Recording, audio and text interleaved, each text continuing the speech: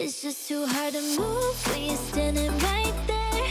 It's just too hard to walk away and leave it like that. Can we give it one more night? Just one more night.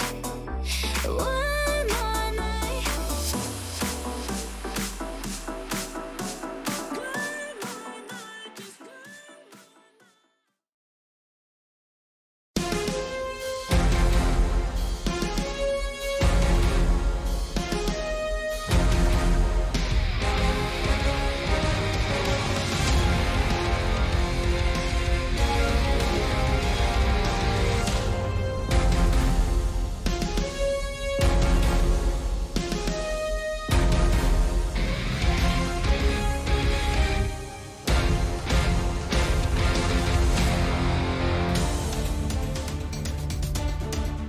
All right, ladies and gentlemen, welcome back from yet another super brief break. Lychee and Grant CFO bringing you the beginning and endings of all the action tonight. We are, I'll say it again, on the next rung of the MLE skill ladder. We are up to Champion League, and I feel like I've heard these two names before. It's the Rhinos and the Sabres. It's almost like they played yesterday, isn't it? Yeah, in the same league. What's up with that? I have no idea, but I'm all here for it. Yesterday, Rhinos and the Sabres taking on each other in Champion League doubles. Unfortunately, though, the Rhinos fell.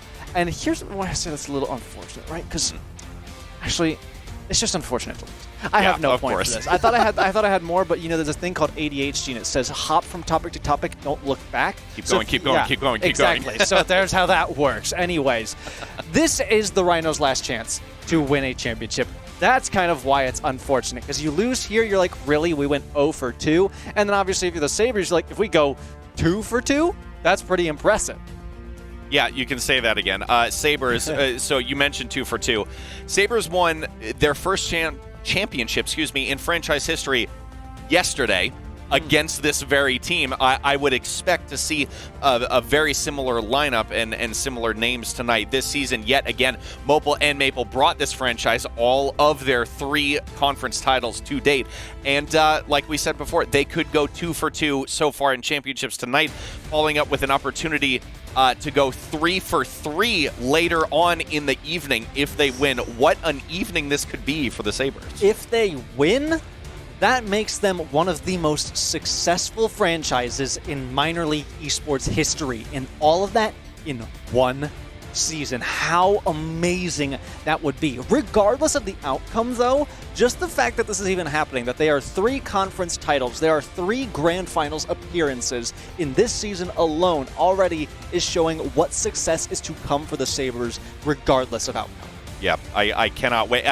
Not only would it bring them to be the most, or not close to the most successful team, but in a whole season, you mentioned, in 2 evenings, they would hit that total, which absolutely blows my mind. It's like, how can you possibly reduce the success of a team to anything shorter? 2 evenings they would get there. Rhinos, now, on the flip side, they lost to the Sabres, and they're hoping to lick their wounds tonight. It is a little bit of a grudge match, if you will. You're like, really? We lost? Like, imagine the rivalry that would spawn out of this, though. I mean, granted, they're in different conferences, so they wouldn't face off in league play, but there would still be some kind of beef going on there. It's like, you know what you took from us, so you certainly don't want to lose out on this one. And going back to the Sabres for a minute as well, you have, Mopal Maple. They could go 3 for 3. That would make them the second most. They would be tied with 5 teams, I believe, for second place in the amount of championships they've won. So there's a lot on the table tonight, and I'm ready to eat up. Me too. In terms of who we are rooting for, want to get that straight, by the way. Not our predictions. We've determined that we're not smart enough to predict. True. So we're just going to who we're pulling for. Yep. I'm sticking with who I'm pulling for. who I said the heart was pulling for yesterday. Sabres are going to be my rooting for team tonight. I think I've got to join you on that one. Maple and I had a really good conversation last night that actually inspired me to stick around as franchise manager last season. And for that reason, I am going with the Sabres. My heart is invested not only for this series, but it will be in the next one as well. Sabres all the way. Sorry, Mayhem. Love you still. No more delaying, ladies and gentlemen. The CL Rhinos versus Sabres are coming at you. Foof and Mo Bags. Take it away. Oh, hello there, Twitch chat. Hope you guys are having a great day. My name is Foof, and I'm joined in the booth by the man, the myth, the legend. It's Mo, and we're back with CL, and it's a run it back evening, baby. Yeah, run it back, Foof and Mo, run it back, Sabres and Rhinos. I'm just really excited to see what's going to happen here because they've already played yesterday, so they probably know each other more than we're ever going to know. Well, the big thing here is I look at these teams, and they have found ways to get here. And the thing that everyone wants to talk about is what happened last night. The Sabres able to do it in twos, but now we're adding a new kind of wrench into this whole system. You're bringing in a third player, but the big thing here is that the Sabres only have one returning player of the twos group, whereas on side of Rhinos, they're bringing back both Interview and Spidey. So, they have that I want to get back at you mentality, but the Sabres, they've been there. They've done it. They are looking to become only the second team in MLE history to win 2 crowns in the same league. 2 crowns in the same league, and it just sort of speaks to that team chemistry that they have, sort of their best twos team, and it's not necessarily the same chemistry as their best threes team. So they have such depth on this roster that they can just send not anybody, but very specific players for very specific purposes, and that's kind of the beauty of having a twos and a threes league kind of running side by side at the same time. Is over the course of the season, you get to find out who is good where and when and all that kind of stuff. So we are definitely going to see the best version of both of these teams out here tonight. I think the biggest thing here for the Sabres squad is to get an early lead, whereas the Rhinos, they need to get a very strong defensive stop and then score that first goal. It doesn't matter if it's in the first game or the second game, but score the first goal and set that tempo, because you talk about it as storytellers and word crafters ourselves. We want to talk about the story of the game, but as players, it doesn't weigh on you until you get into the pitch. And so if you don't score that first goal and you get scored on, of course, it's going to be very hard to not have that, oh, we might be feeling that again tonight feeling. So hopefully we'll get out to a quick start here and see who can kind of wrestle momentum to their favor. Yeah, and just a quick look at the journey that both of these teams have sort of taken here. We look at the Sabres. The score lines are similar, so they went 3-1 in the first series, 3-0 in the second series, and then to a Game 7 in the final one against the Wolves, and they have outscored their opponents 4, and 5 goals in each of those games. Rhinos, definitely a lot more even on the side of the scoring, goal differential even in the last of their 2 series that they played. In that kind of grayish white, you have the end of you, Smitty, Cena, and Rua. Rua tagged in, meaning that is no Spidey 720 tonight. And then Sabres bringing in Biscuit, Fragrance, and Needless. So both of these teams bringing out their threes. Roster double demo coming through, but that missed touch means nothing comes of it. So the Sabres certainly out to try and find blood early. A great 50 from the end of you, and the first 40 seconds passes an offensive opportunity once each way, but neither team able to wrestle a lead. Yeah, nothing wrestled away. This is a good look, though. 50 right before the shot comes off. That's going to prevent a goal from the Sabres early in this one. Still, back and forth ball as the Rhinos seeming to be a little bit slower to these balls and haven't kept up with the amount of chances that the Sabres have so far. Again, it's just more demos coming out, and so it's keeping this Rhinos team kind of off of their kilter. As you know, you're used to having 3 cars on threes, and then these demos, these bumps, this Biscuit looking for another one, but can't find it. Cena playing slow, can't beat Needless there, so it's at midfield. That's a double commit here from the Sabres, but 2 flying cats equals a 50 going through. Rua looking for the backward. Interview just headhunting, but can't find it. Fragrance looking to go that other way, but the slowdown is what the Sabres wanted. Rua can't get to it. He's too fast, and it goes behind him. Goal 1. Not a shot I would have expected to go in, but that is going to be the first one. Smitty, Cena can't find that touch to themselves. Rua just a little bit too quick on the takeoff, and that one is going to go in. Sabres take an early lead in the first game. It's exactly what the boys in orange are be looking to do there. Get up early, get back to their winning ways. Interview and the Rhinos want to find a quick answer. Rua, sidewall here, putting it off of the backboard. Not the touch he wanted, but they still have possession. A pass attempt midfield is denied, but that is all 3 orange cars there.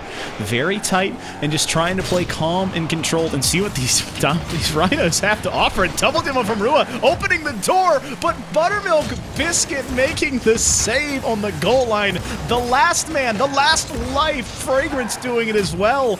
And the Sabres getting it done on offense and staying alive on defense. Yeah, and we just saw a masterclass in what demos can do for you in that last series in Academy League, and we're seeing it again on the side of the Rhinos, but no goal is going to go through as the Sabres, I believe you said it was Buttermilk, a heroic last stand to keep that ball out and keep the Sabres up by 1. Oh, I love this midfield pass, but Rua a bit far behind. Biscuit looking for that cherry pick at midfield, but end of view. Ready to receive it here. A shot attempt, but Fragrance is there. So, very solid spacing from both of these squads. It's in that goalie's box, but denied. Rua gets to it there, kind of floating slowly towards it, pushing it in the corner. Biscuit over 1, the end of view, playing slow here. Cena waiting for the touch. Is this Buttermilk Biscuit making these aggressive plays, putting this push, and Cena ends up centering it himself. Fragrance off the backboard, but the Sabres playing poised, playing calm, knowing they have that 1-goal lead and just need to chill out for about 170 seconds. Yeah, and I really like that move there from Needless to sort of slow the play down and get an effective clear. You can't do much in the corners if you're on offense, so keeping the ball in the corner for just a little bit longer is going to help sort of secure that ball out of the zone, and that is exactly what the Sabres are doing, playing smart and not kind of overcommitting their abilities, as it were. It's a big 50 in the corner. Biscuit playing it there. Cena returning in volley. And so right now the ball settling this corner. A big touch there. That's going to be on, but it goes off of that post. Biscuit trying to get it away, and the Rhinos just hunting right now. Cena looking for end of view, but he can't turn out. So that is all 6 cars in a very tight picture as this game beginning to heat up, but neither of these teams have found themselves into a comfortable rhythm. Yeah, no comfortable rhythms to be found. The Rhinos are being disruptive to the Sabres, and the Sabres are just playing outstanding defense. So nothing happening after that first goal. We've got a minute left, and we've got some work here for the Sabres as they can try to get something going.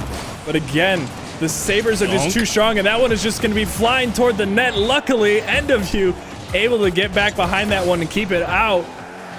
Free Grunts trying to be a little bit cheeky on that one, not going to find its way in with the 1v1 play. Oh, but the beautiful dish there keeps it up in Fragrance. Not expecting it to fall so slow. Is a bit too quick on the dominance, and the Rhinos given a second chance here with about 20 seconds left to play. They need to find one here as they are down that singular goal in game 1 and are looking to stay away from being down a game. Needless into the corner. It's pushing up. It's going to roll back down, but Smitty Cena is there. A 50 comes through. Biscuit keeping it around. There's 10 ticks left. Rua off the ceiling. He's got Smitty in front of him, but it pushes it very far down the pitch. The ball back out at midfield. Up is Biscuit, but he can't get there. Neither player can get there. This is a chance for the Rhinos, but it goes off the backboard into view, trying to keep it alive. He's got it into the corner once again. Fragrance has a 50. Biscuit is there. Rua back down. And it's still alive. Cena keeping it up. Biscuit looking for the clear. The Rhinos, they have been driven back. They keep it alive, though. That Finnick staying so low. Biscuit has a demo, and this should be the one that puts it away into view, keeping it in front, but it goes down. The Sabres pull off game 1. Oh my, and I don't know about anybody else, but I nearly lost on that one. That ball was up in the air for so long, and that miss on the defensive end for the Sabres nearly cost them the ending of this game, but the Rhinos not able to clutch it out. Sabres hold on and stay in front for game 1. They're going to take that, and now everybody on both sides of the pitch can kind of let out a sigh of relief. The first one is out of the way. Yeah, that was certainly a tight game from both of those teams, and tight not only is in the sense of spacing, but tight not only in the scoreboard, but they played very tight, Mo. They were looking for a lot of these kind of slow, kind of very high percentage plays, and with both teams playing a solid defense, you don't get very good chances like that. And so at the end of the day, it was that one small overstep that the Sabres were able to make advantage of. And oh my goodness, the Rhinos can counterpunch. I'm just horrified to see if they can continue it when there's 5 more minutes back on the clock. Yeah, and I mean, after that little mishap that they had to let that first goal in, it was sort of just a mechanical error on the goal line. After that, they played immaculate. They didn't make any other sort of mistakes that gave up goals. The scoreline stayed right there where it was. So I'm definitely expecting an even closer, if that's possible. It was only a 1-goal difference, but I'm expecting an even closer game 2 as this one is about to get underway in Neo Tokyo. Well, one of my favorite fields here. Just love the rainfall, love the asphalt, and love about all of it, but Buttermilk trying to make a shot I might love better. That's a good push there, but Smitty given so much free room here, slows it down for the interview. A light communication here, but Fragrance not wanting to allow that one there. That's off the ceiling, but no real touch until Biscuit back into the corner. Cena clearing it all the way down, and Fragrance kind of left to corral this one. He gets demoed for his trouble. Needless, the last man back. The 50 is huge there, but the Sabres able to break through this siege after that demo looked like it might have opened it all the way up. Yeah, and you see the Sabres still playing that slow, methodical game, and you saw that it nearly cost them there as the Rhinos are still coming through with this physical gameplay. They are going to be demo heavy, and if you're going to be stopping the ball like that, you want to make sure that you know that there's no Rhino players sort of in your blinders waiting to demo you. I mean, it's just kind of this creeping horror film almost. You're watching the Octanes and these Phoenix just appear out of thin air and then an explosion later on. And so, both of these teams surviving the demo attempts, both of these teams surviving right now, and Biscuit denying what would have been another golden opportunity. And you know, it's easy, Fivehead. Just remove the shooter. They can't score. And so Needless putting some pressure on, trying to get some boosts as they have been extended very far out. Rua, great catch there, but needs to get some speed going because there it goes again. Another demo forcing a 2v3. Smitty was looking for the back pass, and it's going to find interview, but not the way that they wanted. It moves laterally instead of horizontally. Yeah, and we're just seeing a lot of end-to-end action right now. No super great chances, but that's a double commit on the side of the Sabres in the offensive end, so it's not going to cost them any goals. But that did cost them that offensive opportunity, which there have been far and few in between. So you want to take every chance that you can with the most optimal gameplay. Double commit is not that way to go. I thought double the commit was double the fun here, Mo. And maybe double the actions. That bounced off the ceiling twice, catching it back down, and the demo coming through, but no save it into be returning that demo. And so now he catches it on the Finnick there, a 1v1. No, it's a 1v2 as Biscuit made their way back, looking for Fragrance. That's up and high, but he gets a touch, and it goes off the backboard. Biscuit looking for Needless. Needless climbing that ladder, but stuffed at the point of attack. The soft save there to keep it into view and ruin. A 2v1. Fragrance the last man back, but the pass going the opposite way, as I think he just lost a little bit of control there. Oh, what a save Rua coming from Rua to keep that one out. I thought surely that was going to be the first goal of the game, but we are still scoreless. 2 minutes left in this one. Well, still unable to kind of crack this ice that has formed, freezing this game in place. 3 minutes off the clock, 120 seconds left in regulation. Rua, Smitty Cena, that is a 3v1. Biscuit, the lone man back, but with no real ball control there, with it so far away from their cars. It ends up being a transfer of possession in the 50, keeping it alive at midfield. Fragrance putting a shot on, but Smitty is there, getting the save and pushing it back out. Yeah, and like I said, after the first game, this one is even closer. We've got a minute and a half left in this game, scoreless, and we've seen some good chances, but some even better defense on the field. I love the touch there from Smitty, moving it sideways just to slow it down, but this is a dangerous ball. Left at midfield, Biscuit off the back where he's looking for Rua. That's a demo there, but the rotations coming from into view, knowing that that player in net was getting demolished, making the save, keeping it deadlocked, but this pinch is on Rua. Not too far this one, though, able to make the save and making up for that one in game one. Still, horns are locked. Both teams playing 0-0 and 60 seconds left in game two. Man, oh man, this is just... I thought for a second we were watching a masterclass in demos, but we are seeing a masterclass in clean rotations. The fact that there has not been a goal scored yet after all of these chances is just a testament to that. These teams are locked and loaded and ready to go. Well, here is the most important thing, Mo. Who can make that first play? Be it a shot, be it a demo, be it a save, and Fragrance looking for that far corner. But the defense too stingy. He's going to answer back. Buttermilk Biscuit serving it up in the middle of the net, and the Sabres out in front. I thought that you asking was going to make something happen, and it did. Side of the Sabres, they're going to get the first goal again. They're up, 30 seconds left. Rhinos have a lot less time now to come back, but they're looking really, really good, so they just need to get some of these chances they've been having to fall. We'll see if it can happen. 20 seconds remaining. Well, 20 seconds left. And right now, the Sabres have broken through. Once again, they found a singular goal, and it might be enough. Beautiful air dribble here, trying to find that shot, but it doesn't really matter. The Rhinos, they had a chance like this last game, and it's going to bounce here. They wanted to keep it down, and Needless trying to slow play this. Got Rua up and knocking it down. The Sabres take their second in a row. Sabres are taking the second in a row, looking pretty good doing it, but man, oh man, the Rhinos are looking good too, just not quite able to get past the brick house that is the Sabres defense at the moment. And man, oh man, they have just been all over the place and exactly where they need to be, both at the same time. Well, we give shout outs to the brick house of a defense. I mean, there is just a wall that has been built on the side of the Rhinos. It's just one small error or one stall win at the end by the Sabres that has gotten them over in both of these games. And you said, Mo, can the game be closer? Yes, the goal gets scored even later into the game with only 20 seconds. The only way I think it can possibly get even closer than that is regulation with no goals or being tied up and having an OT in Game 3.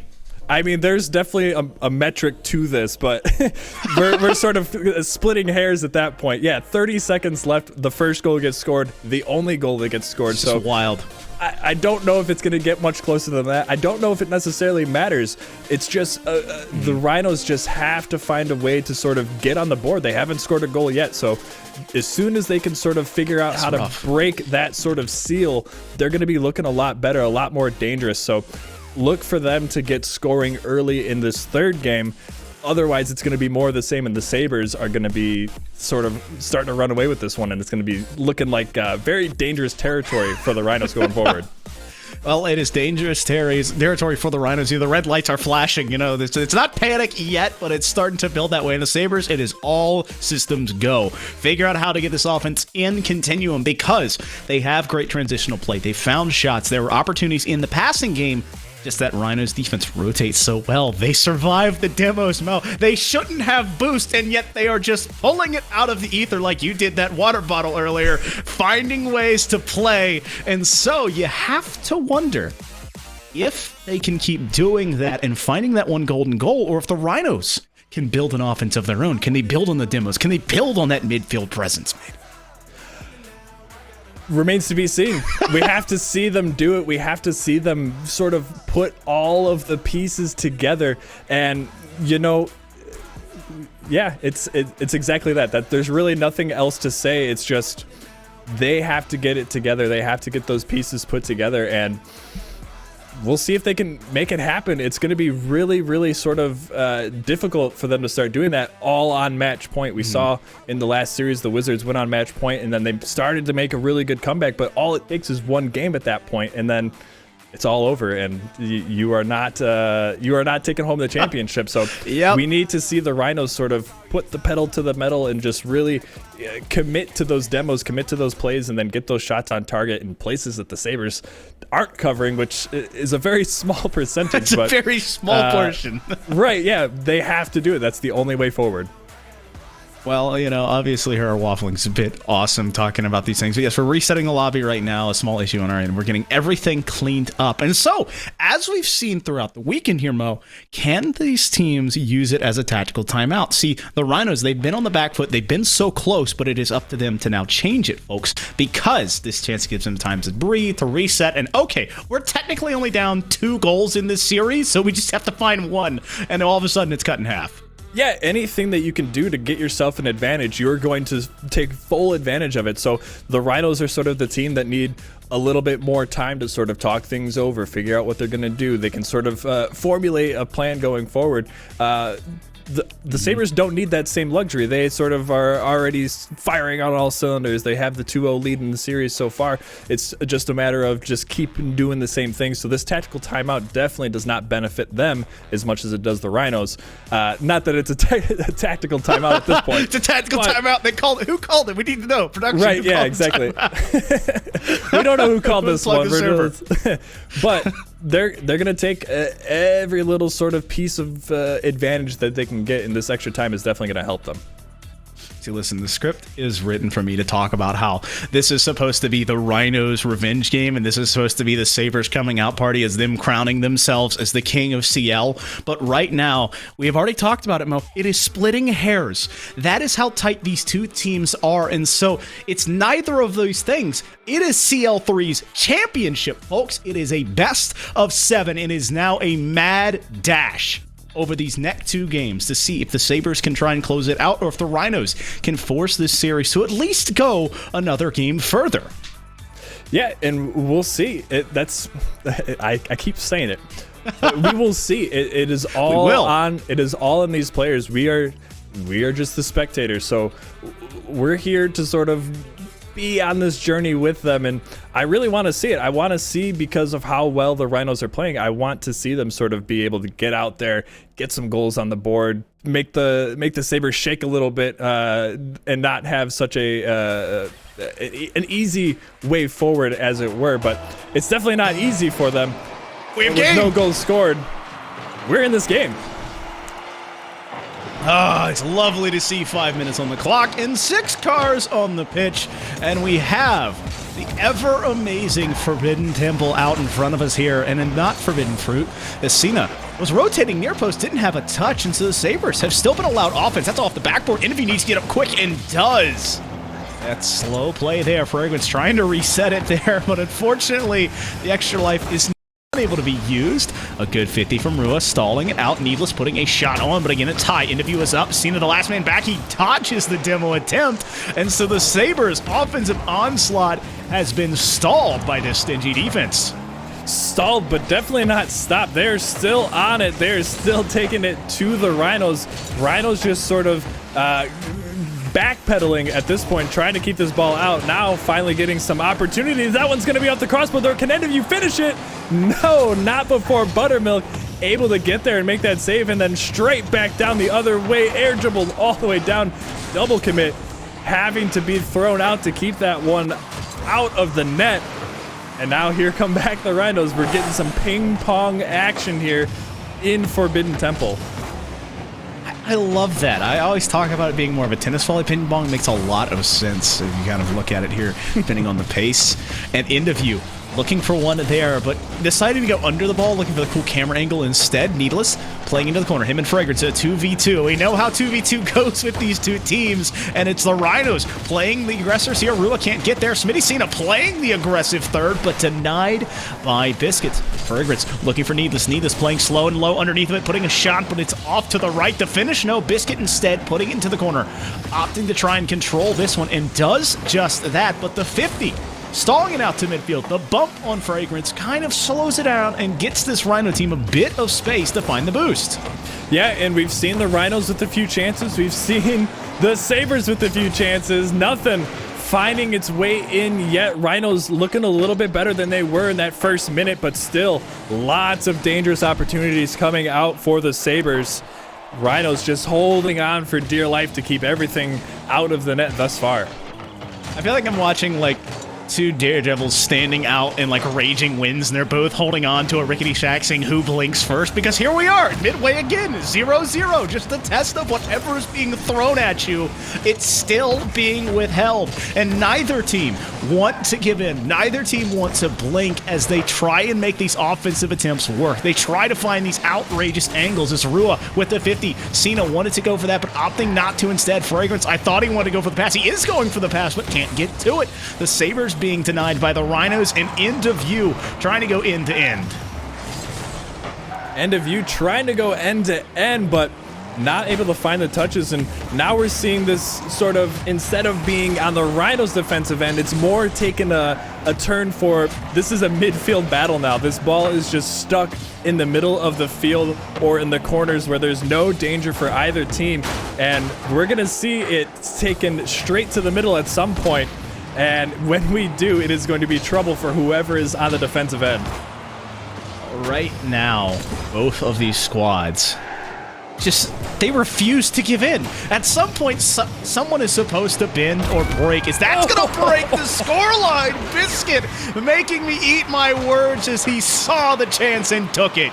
Yep, scoring a little bit earlier on this one. Buttermilk Biscuit with a beautifully placed shot straight off the crossbar. No chance for the Rhinos to keep that one out. And here we are again. Sabres up 1-0. Are the Rhinos going to respond, or are they going to find themselves on match point at the end of this one? The Sabres looking to go 2-0 in Championship League Series Finals. That's a win from Biscuit. He won it last night, but he can't win the shot there. So it stays at a 1-0, and he is paying dearly for it with a demo from End of View. The Rhinos posturing up forward. That's going to be a 50 midfield, and it rolls slowly. Cena trying to reset the offense here, but it is cleared out. Rua, the last man. If he is beat, this starts to get worrisome as the Sabres playing up. Rua able to catch up, though. Needless can't get it around him, and so the Rhinos resetting here with just under a minute left to be played. Yeah, and I like what the Rhinos are doing here. Rua was very aggressively positioned for this ball, and they're trying to keep the offensive pressure up, but that is a very risky way to play as we see a 2v1 opportunity. Smitty not able to get it past the defense of the Sabres, and this ball is going to hang around the midfield for a little bit longer, but the Rhinos got to get something going, but that is not the way to do it as Buttermilk Biscuit going to get their second goal of the game. Put that one in and giving a little insurance here to the Sabres in Game 3. It starts and ends in the Sabres transitional play, the pass to the finish to the shot, and that is how they are up 2-0 in the series, and now 2-0 in this game. 2-0 in the series, 2-0 in the game. First multi-goal game that we're seeing. Impossible. Yeah, exactly. Sabres getting this one going. Rhinos not going to be able to get this one tied up in time as the Sabres are still putting on the pressure even though the game is decided. Sabres going to take Game 3 now on match point, championship point. Championship point. And as weird as a way to say it, Mo, they've been there. They've done this. Less than 24 hours ago, they've been there and done this. And they are trying to do it again on the back of a familiar name, riding that 2-for-6 Biscuit. And that is just, once again, a Herculean effort to put this team in orange on top and now trying to cement them as the kings of the Championship League. Yeah, and all of the chances for the Rhinos, they're all done. This is the last chance right here. They have to make a stand. They have to make a stand. There are no more games after this if they take the loss, and now is definitely their moment. They have to get this together, and I'm really looking forward to seeing what this Rhinos team backed into a corner now. They have no other choice but to win. And I'm really excited to see what this is going to look like because we've had nothing but close games all night. So insane, I think they're bound to get one of them, and it's got to be this next one. And I definitely it does think have to be. Yes, they definitely have it in them. It has to be this one, or else we're done for the night. And who wants that? Who else? Not me, certainly. And the most important thing here, as I'm looking at it, Mo Bags, is we've talked about the close series, we've talked about the length. we're talking about winners and losers, and neither of these teams are losers. They're both winners. They're both the reason why they have pushed to here.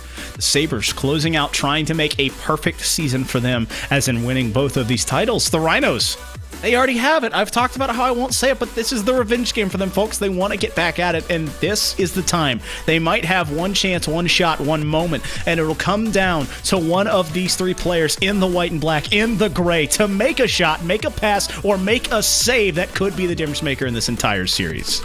Yeah, this is a very sort of scripted game, if you will, and it is just the smallest margins between victory and loss, and that is all that it takes. You have to just get those tiny adjustments throughout this series, throughout the games, throughout the minutes and the seconds on the clock. You're making adjustments. So the Rhinos just need to put all of that together. They've played very, very well for let's just say 4 of the minutes of all of these games, which is most of the games, right? Mm-hmm. So if they can just put it together for the 5th minute, 20 seconds longer, they'll be looking real solid. They are going to have a fighting chance, and they can start to make this reverse sweep happen. And you can't have a reverse sweep starting any earlier than this. So that's maybe what they're planning for. I don't know.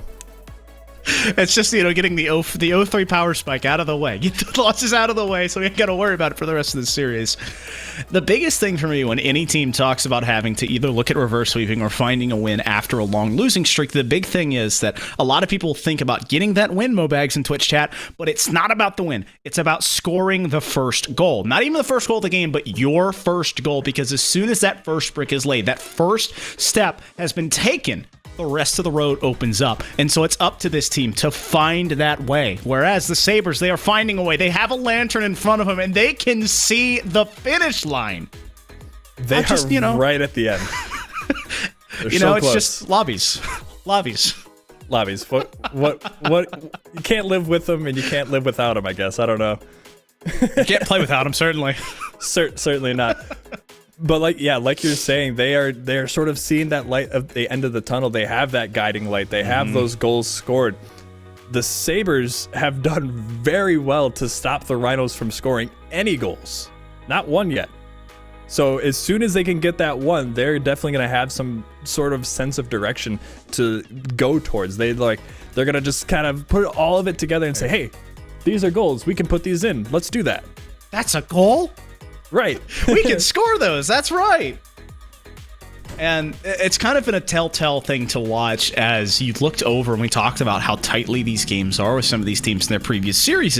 It's because both of these teams know how to play stingy defense. Both of these teams know how to play that poised and controlled offense. And so when you have two teams in the same meta, per se, kind of mashing off against each other, it's just small miscues or small wins that'll end up doing it right now. And no win in this series has been small. All of them more resounding and more echoing into the hall of CL is now.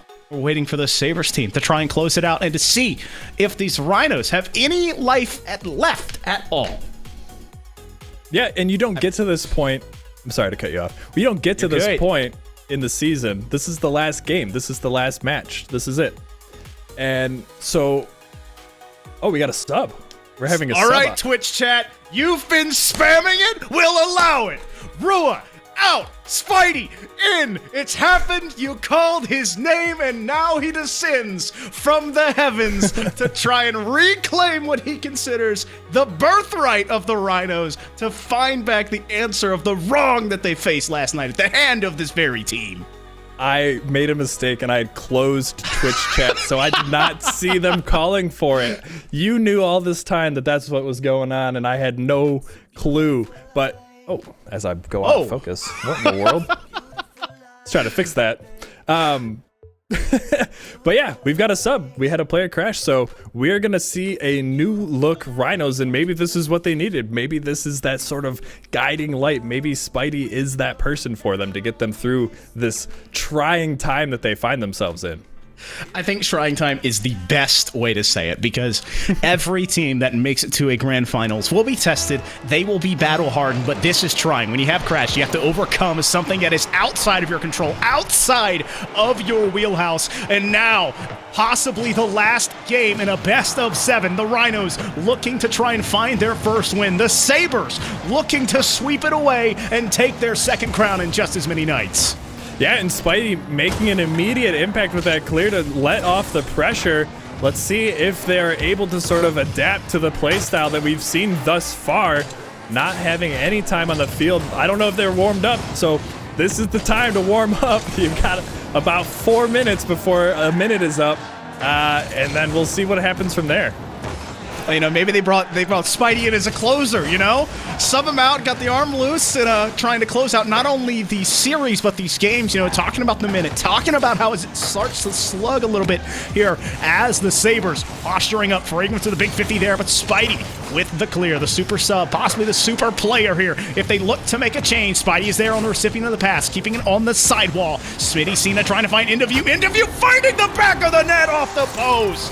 And what a pass down. That was fantastic. A 3-man play to get this one going. End of view off the post and in. What a start here for the Rhinos. Exactly what they needed. The first brick, as you said, has been laid, and now they can start the arduous task of getting this reverse sweep going, and that is the first step in the process. Well, the brick has been laid. The foundation possibly starting to be built as they look to stand the test once again. The Sabres looking for an answer here. Fragrance in a 1v1. Interview stands tall, though. That Finnick looks bigger every time he makes a 50. 2 Rhinos commit, and I gotta say, I've heard of flying unicorns, but I've never seen a flying Rhino. This one a bit too high. Buttermilk, that was the game winner. The angle last time, and Needless gonna put that one off the lazy touches. Yeah, maybe lazy touch is the bad word. That's just a hard ball to read if you are the Rhinos right off the post. You think maybe that one's on target. I will tell you what, the second one certainly was on target from Needless as they tied this ball game up. Now we've got both teams scoring. What is this? Impossible. They said it couldn't be done. We couldn't have 2 teams having a goal in the Championship League Finals. But here it is. 1-1 scoreline with 120 seconds now almost gone. Deadlocked back where we started in the game, but it's still a 3-0 series as the Sabres putting more pressure on, trying to get back to their offensive scoring ways. Looking for a near post. No, going far post is Needless, and that one a bit too far. Biscuit playing slow here off of the wall. Needless looking for it, but Smitty with an interception, stepping in front of that one to try and stall it out, but this offense still up. Biscuit looking for that shot, and Interview credited with that save. Yeah, and the Sabres are looking real dangerous. Now we're seeing sort of visions of the first 3 games as the Rhinos sort of stuck in their defensive end. Spidey gonna put that one on. Triple commit. Sabres needed to keep that one out. You say 3. I don't know. This is looking pretty good for the Rhinos all of a sudden as they have a deadly counterattack that is staved off here by the Sabres. It was 3 is just enough to beat that man in the white octane. Interview looking for a pass, but a 50 denies it. So now it is a 3v1 the opposite way. Needless going up to this one. He wants to go off the backboard, but keeps it slow, trying to find a pass. That's a double commit here, and that means no players are on it. Both teams taking a handshake there, not finding those touches and finding those reads. Means it's still on this offensive third for the Sabres. Interview trying to bait out Biscuit. The soft touch is there. Spidey looking for the clear, and now it rolls back down. He's got to pass 1, got to pass 2, looking to go near post here. Got the defender up, but did not have that touch. And so, seems to be just a possession game. Such a pressure game right now as it is mounting. One of these teams is going to find a way through, but Smitty can't get it there. Starting to see some really good opportunities here for the Rhinos. Pass back from Spidey, gets that one to Smitty. Man, oh man, there are a lot of Rhinos being demoed right now, and both of them spawning on the same side. Luckily, that touch is perfect and gets the ball out of danger here for the Rhinos as we continue with this deadlock match. For those of you just joining us, the Sabres winning last night in this exact league, but in the 2s. They're looking to go back-to-back in back-to-back days, and Buttermilk Biscuit was a winner last night, was a winner on that one, and it's 2-1. Man, the comms have to be wide open for the Sabres. What a brilliant pass coming in. Buttermilk putting that one away and putting the Sabres up by 1. 1 minute remaining. This is a familiar area, a familiar scenery here for the Rhinos, down 1 with a minute left. Just a minute left to play, possibly in their entire season. Fragrance off the backboard. It's going to bounce back down, but Interview had a breakaway, but the mistouch is there, so it's no goal. The Rhinos, they need one, and they need it now. The super sub! Spidey's there. It's 2-2. Spidey coming in just the nick of time there for that pass. It was off target, but that perfect pass over to Spidey, putting that one in exactly where he needed him, in exactly the game that he needed him. 45 seconds left, and a fake kickoff here to try and kickstart this offense. Spidey off the sidewall here. It's rolling back down. Interview putting about off the backboard. Biscuit is there, though, and so it's slowing this game back down. The Rhinos have stood the test. They have found the counter punches, and I'll be honest, the Sabres, they are playing a bit shocked right now. They're tight on each other. They can play the offense well, but they have not been on this defensive side almost the entire series, as they have been under siege this entire game, finding counterattacks, finding those positions. And now 15 ticks left in regulation. Spidey and the Rhinos looking for the first one. A double commit here could open the door. The near post play. Spidey is there looking for a pass. He gets it off the backboard. Climbing is into view, but that's denied. The other way. Fragrance keeps it low, and so it bounces up high, and it's up to the Rhinos to keep it up, but they opt to let it fall. Overtime. Overtime, the first time in the fourth game on match point. Here we go. Sabres looking to get this one over early. Butter McBiscuit up for that one, committing as the third man. Needless is going to make it back, though, and has a pretty weak 50 there. And up for that one, trying to put it away. Smitty Cena going to collect this one in the back corner and look to get this overtime started for the Rhinos. That's a big 50 there from both squads. It's a great equalizer, but the great equalizer still stands as it's 2-2 in a game of 4. The match, the series, the finals, hanging in the balance. A shot coming on from the Rhinos. Biscuit is there to deny it. So now almost a minute has passed, 60 seconds going on in this overtime as the clock continues to tick up. And with each touch, with each seconds, Mo, the pressure continues to mount for both of these squads. Pressure building. This one is looking pretty good, but the Sabres not going to find the touch. It is a defensive deadlock. This is a battle between these two teams. One team doesn't want to go home, and the other team wants to bring the championship home. We are going to see what happens. A minute now ticked off. What a great shot.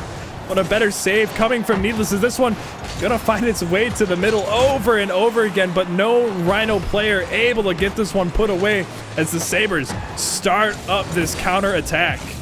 I don't want to call it, but this is what you'll see. You're either going to see the Rhinos commit and find a way when they commit that third person, or that overstep is what be ending this series. Needless and the Sabres, they play defensive well. They play slow and low, making it stay in front of them and find the touches. The Rhinos, they have played aggressively. This kind of super sub has opened the door. Shot coming on, but Interview making the save possibly of the season to stay alive. Biscuit denied by Spidey, and this has been an adrenaline shot straight into the chest of this Rhinos team as we are still deadlocked 120 in. Deadlocked 120 in, and Butter McBiscuit just keeps putting dangerous shots on, but the Rhinos are equal to every single one of them as this one's going to be coming through. Needless looking like they're going to take a shot, but it's a fake. Not going to find its way through. Butter McBiscuit tries to get it over, but it's going to be 50 to not even put on target. Another strong block coming from Spidey as this is just getting more and more tense as the seconds tick by. Not in quite yet. This one's on the goal line. Every player getting bunched up on this one now. Nobody wanted to see this ball go into the other net. I hate to sound like a broken record, but this is going to come down to one touch, one moment, and which team can find a way to do it. The Sabres looking for one here, but a 50, stalling it out, and the team in orange has been quelled for now. The Rhinos trying to find their first win of the series, a clear to there, but Fragrance was not ready to find that pass. Smitty Cena on the sidewall here, trying to get some control, trying to keep it with it, but he's a bit too far behind that ball, so it stalls for now. Smitey looking midfield. He's got Interview who climbs the ladder. 50, though, denied by Biscuit, and we are at our third minute in this overtime.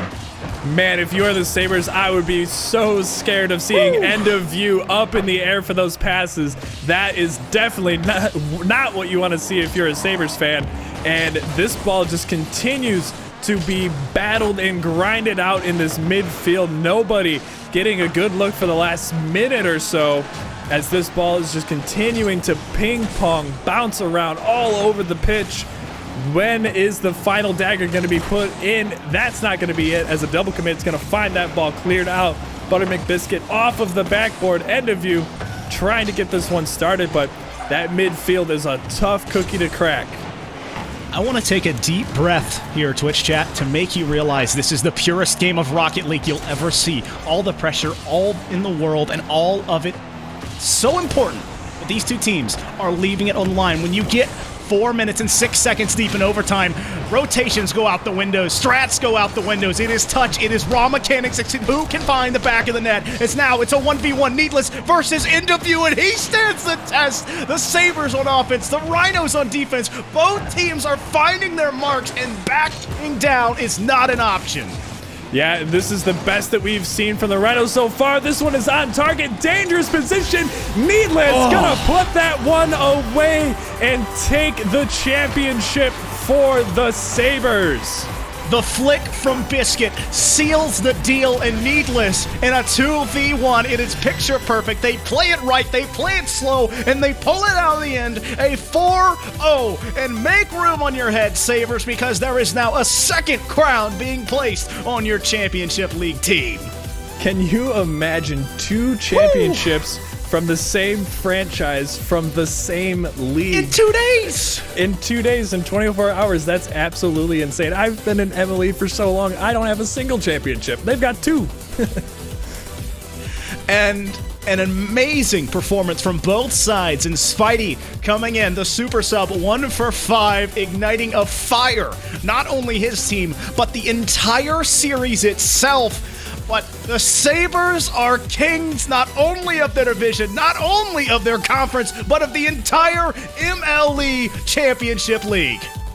And man, oh man, what a way to send us off. That was an incredible final match. I know that the scoreline isn't what the Rhinos wanted to see, but what a match. That is the best looking sweep for a losing team that I have seen in a very, very long time. Hats off to them for putting on a fantastic show. I think this needs to serve as a case study to any captain, any GM, anyone in management that is ever worried about trading someone in to try and ignite it, because Spidey, they didn't pull out the win, but there is a reason why this team pulled at OT. They had 2 goals. They had opportunities. That was the relative unknown. And Mo, it's not because he wasn't practiced. It was that they felt better with a third. And now, with that one transition, it opened the door. But the Sabres slamming it shut, a 4-0, a beautiful period to finish their season, Mo. Great way to finish the season. Great way to finish our cast. Man, oh man, there is so much more left though in this night. We've still got 2 more best of 7s ahead of us. Foof, do you want to send us over to the desk? Well, you know, I've got nothing else to say. My voice is shot. Twitch chat, love you. Mo, love you. Behind the scenes, love you, everybody. Leachy, Grant, take us away. Foof, Mo, thank you very much. Sabres take it in 4. That was a very close-fought battle, but you wouldn't believe it if you only looked at the numbers. Oh, goodness gracious. All 1-goal games, with the exception of one game that was 2-0. So close back and forth. That's just proving that the Rhinos have nothing to be ashamed about in terms of their performance, despite missing out on 2 championships. 4.5 minutes of OT. I don't know if anyone was caught watching the behind-the-scenes production over on twitch.tv/MLE Sports GG2. Grant and I were pretty much quite literally on the edges of our seats. That was an absolute nail-biter, but Sabres at the dying stages. I guess technically every goal in OT is at the dying stages because the goal is the last one, but be that as it may, Sabres just having enough. That was an absolute knockdown, drag-out fight between the both of them. I thought that was really kind of a game of just kind of obviously pure emotion, but also stamina as well. I mean, the mental fortitude from both of those teams to keep going for that long is ridiculous. I'm surprised the Sabres were able to last out that long. You saw like 3 double commits in the span of 60 seconds. I was like, I said it out loud. I was like, they're panicking. Yeah. I got really worried for the Sabres. And like we said, we were both rooting for the Sabres, and we're on the edge of our seat. It's like, yo, it's like, what's going to happen here? But the way that one ended, too, the overtime goal from Needless, you saw the opportunity. One missed touch on the defensive side, that save that just wasn't strong enough to clear it from danger, and Needless being ready, being there, and he goes in, he goes up, you see it's on target, and we're just like, yes, the Sabres win, which means the story is still alive. It is indeed. That officially means the Sabres are 2 for 2. Woo! They could go 3 for 3. We'll see them in Master League on the other side of this upcoming break. We've got an interview coming your way shortly. Hopefully, production will be working to get that sorted out as quickly as possible. But Mopel and Maple, that's the second out of 3 possible tick marks on their championship wish list, I guess. A wish list indeed. Yeah. What's Santa going to bring them to the table? I have no idea because I'm not living in the future, nor am I a time traveler. But I am hoping for a 3 for 3. It would be a storyline of, I want to say the century, but MLA's only been around since 2016. So a storyline of the last 6 years. Yeah, the last 6 years. There you go. But 3 for 3 would be certainly impressive because they brought this franchise all 3 conference titles. Every grand finals appearance this weekend. It would be in the span of 2 days becoming one of the greatest franchises in minor league esports history. Yeah, 100%. I got some DMs before from Mopel saying that he was surprised that I predicted the Rhinos to win yesterday, given the Sabres' position. Today was, I kind of believed more in the Sabres after having seen them, but the seeds kind of led us to believe the opposite. And you and I, like, we were doing our prep before this, and you were asking me to read off the seeds for both of the teams, and because we wanted this 3 for 3 storyline to come true. And I said number 2 Rhinos and number 5 Sabres, and you were like, "Oh no!" Like that's a pretty severe roadblock to having the storyline come true. But it worked out the way it worked out. It did. I was just like, "Are you serious? Come on, man!" Yeah. Because there's other storylines in here where there's an underdog needed. I think it's actually the one coming up. We'll get to it. The Flames are coming in, or in the past they've been an underdog. We'll get there, and they're not this time. They are number 1 seeded against the number 5 Sabres. So that being said, the number 5 Sabres just took down the 2 seed in CL, which means I've got hope. I've got hope, Leachy. You're still alive. There's always room to believe in the underdog. With the way minor league esports is set up, you have 10 opportunities throughout this entire weekend to believe in the underdog, technically. Although the only time I think that isn't true is PL, because Pirates and Knights, who face off in PL 2s and 3s, they're both the number 1 seed on or in each of their respective conferences. So technically the only loophole in the claim, but still 8 out of 10. Like there are so many different ways to get involved in competitive Rocket League. Minor league esports is, in my opinion, the absolute best place to foster that competitive spirit and just make some fantastic friends. A couple years ago, I didn't know this guy. I had no idea. I didn't know him from Adam. I don't think would have met up. I mean, do you queue East servers? I do, yeah. You do? Okay, all right. So maybe there may have been a chance, but you would have been we would have been more two of like the passing Chicago ships. area. Yeah, too. yeah. And We would have been on the East Coast. 2 passing ships in the night. I would have demolished you in ranked, and then we would have said our Listen, goodbyes. Coming from the guy who I demolished in a 1v1 on stream. Yeah, that's what I thought. I think, you go over there. You just go walk to the store back there. Buy back your pride over there. Thank you. Anyway, now that I've destroyed Leachy in a 1v1 and on stream, we can proceed forward. But you're right. It's a 1v1 in a way. In a way, verbal 1v1. It is a 1v1, but I think we're pretty evenly matched. No one's winning this one. It's been a deadlocked overtime for over 24 hours at this point. But he's right. Minor league esports is just an incredible place. The fact that we have come together. We didn't know each other a couple of years ago, and now we do, because we joined minor league esports. Because I mean, I think it's so crazy, because you think about 10 years ago was when I started learning about computers and technology and started playing video games, and all of that leads up to in high school, starting a Rocket League club, merging with an esports club, doing teacher Rocket League tournaments, and being like, commentary's cool and this event for teachers needs it. And then you do it. One person supports you, another tells you to join minor league esports, and you do it. And you see a tick box that says caster, and you're like, yeah, I'll give that a shot. And a year and a half later, we're here. It's just absolutely incredible.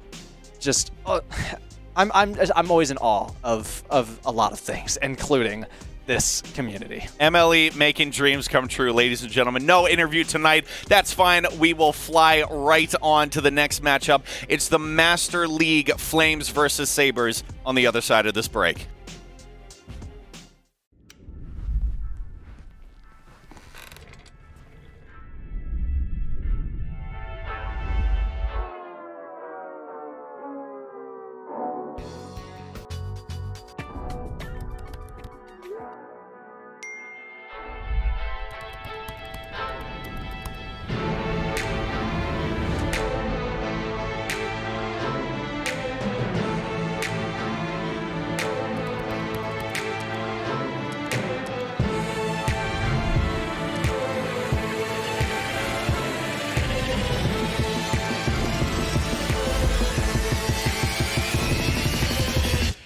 Lights, camera,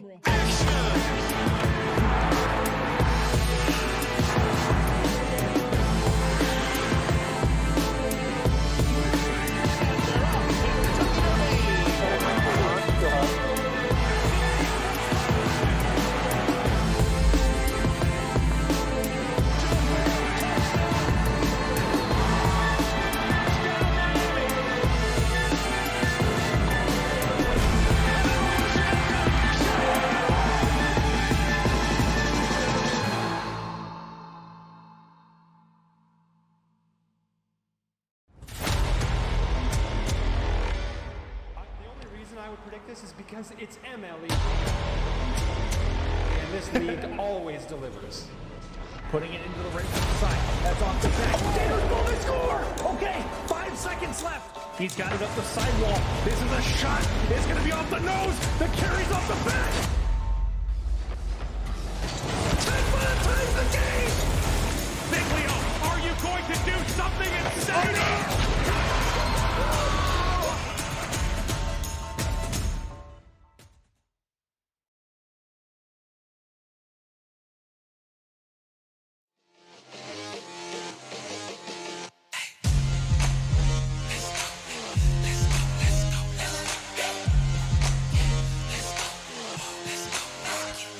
Ay, can't stop, won't stop till we on top. Quit, I think not. Coming hot for the #1 spot, yeah. No key, got the game on lock, ayy. Big threes when I take my shot, ayy. On the rise and we ain't gon' drop on the grind. It's our time, just watch. If you want it, you can get it. Life gets hard, but don't you let it get you down. Go get the crown because our time is now. Ayy, we gotta get it. Gotta get up, gotta go, we gotta get it. Ayy, they won't forget us. Made it happen and we all became legends. We gotta get it, gotta get it, gotta get it. We gotta get it, gotta get it, gotta get it. We gotta get it, gotta get it, gotta get it. We gotta get it. We can't be contained when we leave the game. My name will remain. We don't need the fame. You can keep this chain. We broke free so things won't be the same. Nah, on the mission, gotta get it. Let's work. We were raised on the net. I'm raising my net worth, but it ain't about the money. Nah, it ain't about the cause. All that matters is the world knows who we are. Stars. If you want it, you can get it. Life gets hard, but don't you let it get you down. Go get the crown because our time is now. Hey, we gotta get it. Gotta get up, gotta go, we gotta get it. Hey, they won't forget us. Made it happen and we all became legends. We gotta get it, gotta get it, gotta get it. We gotta get it, gotta get it, gotta get it. We gotta get it, gotta get it, gotta get it. We gotta get it. Know that our time is now. Yes, life can get hard, but don't ever let it keep you down. See, we are all kings and queens and we all deserve crowns. So don't wait. Get up, go out and get it. Now. Hey, we gotta get it.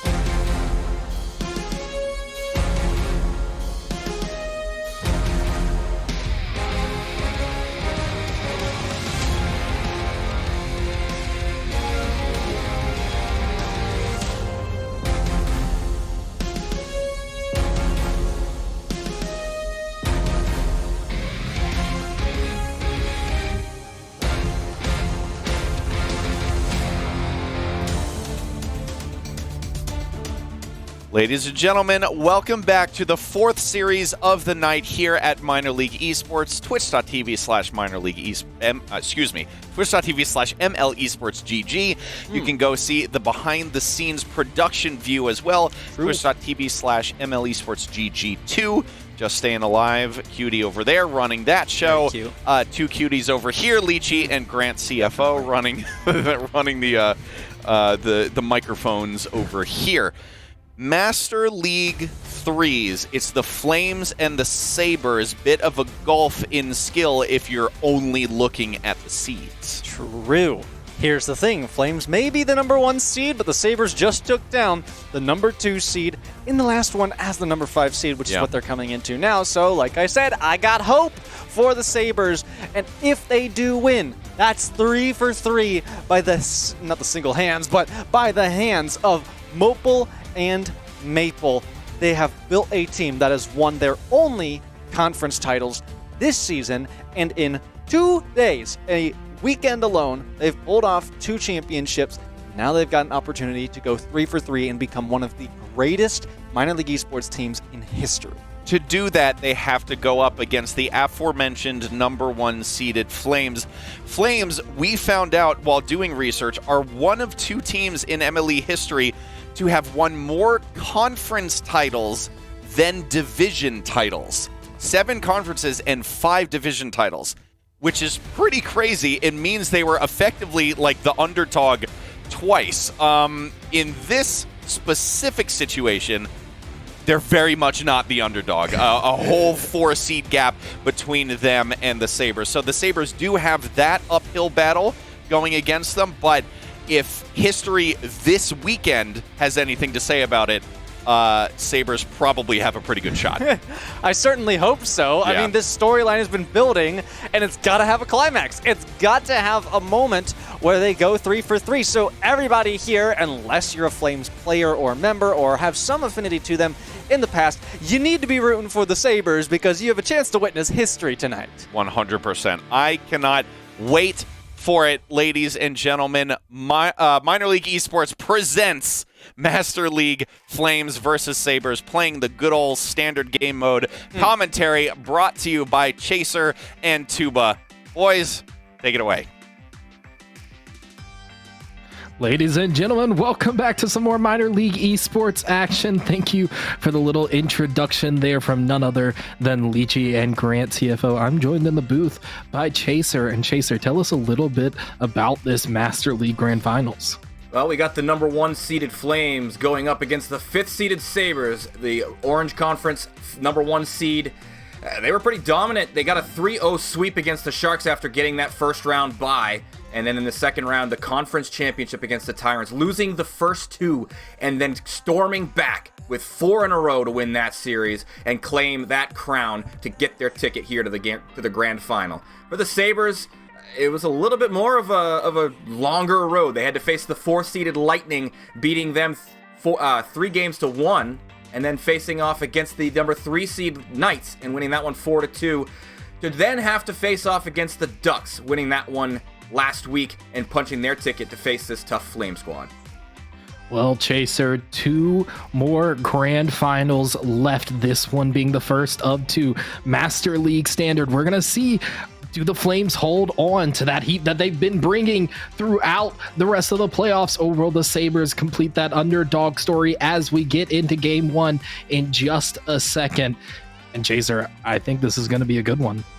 Well, we've had very good matches all throughout the evening so far. I would expect no less from this one. The Sabres, with that storyline, they've got the 2 championships already this season. They're looking for that third. Can they be the team to get that third championship, or are the Flames going to play upset here and burn down the Sabres?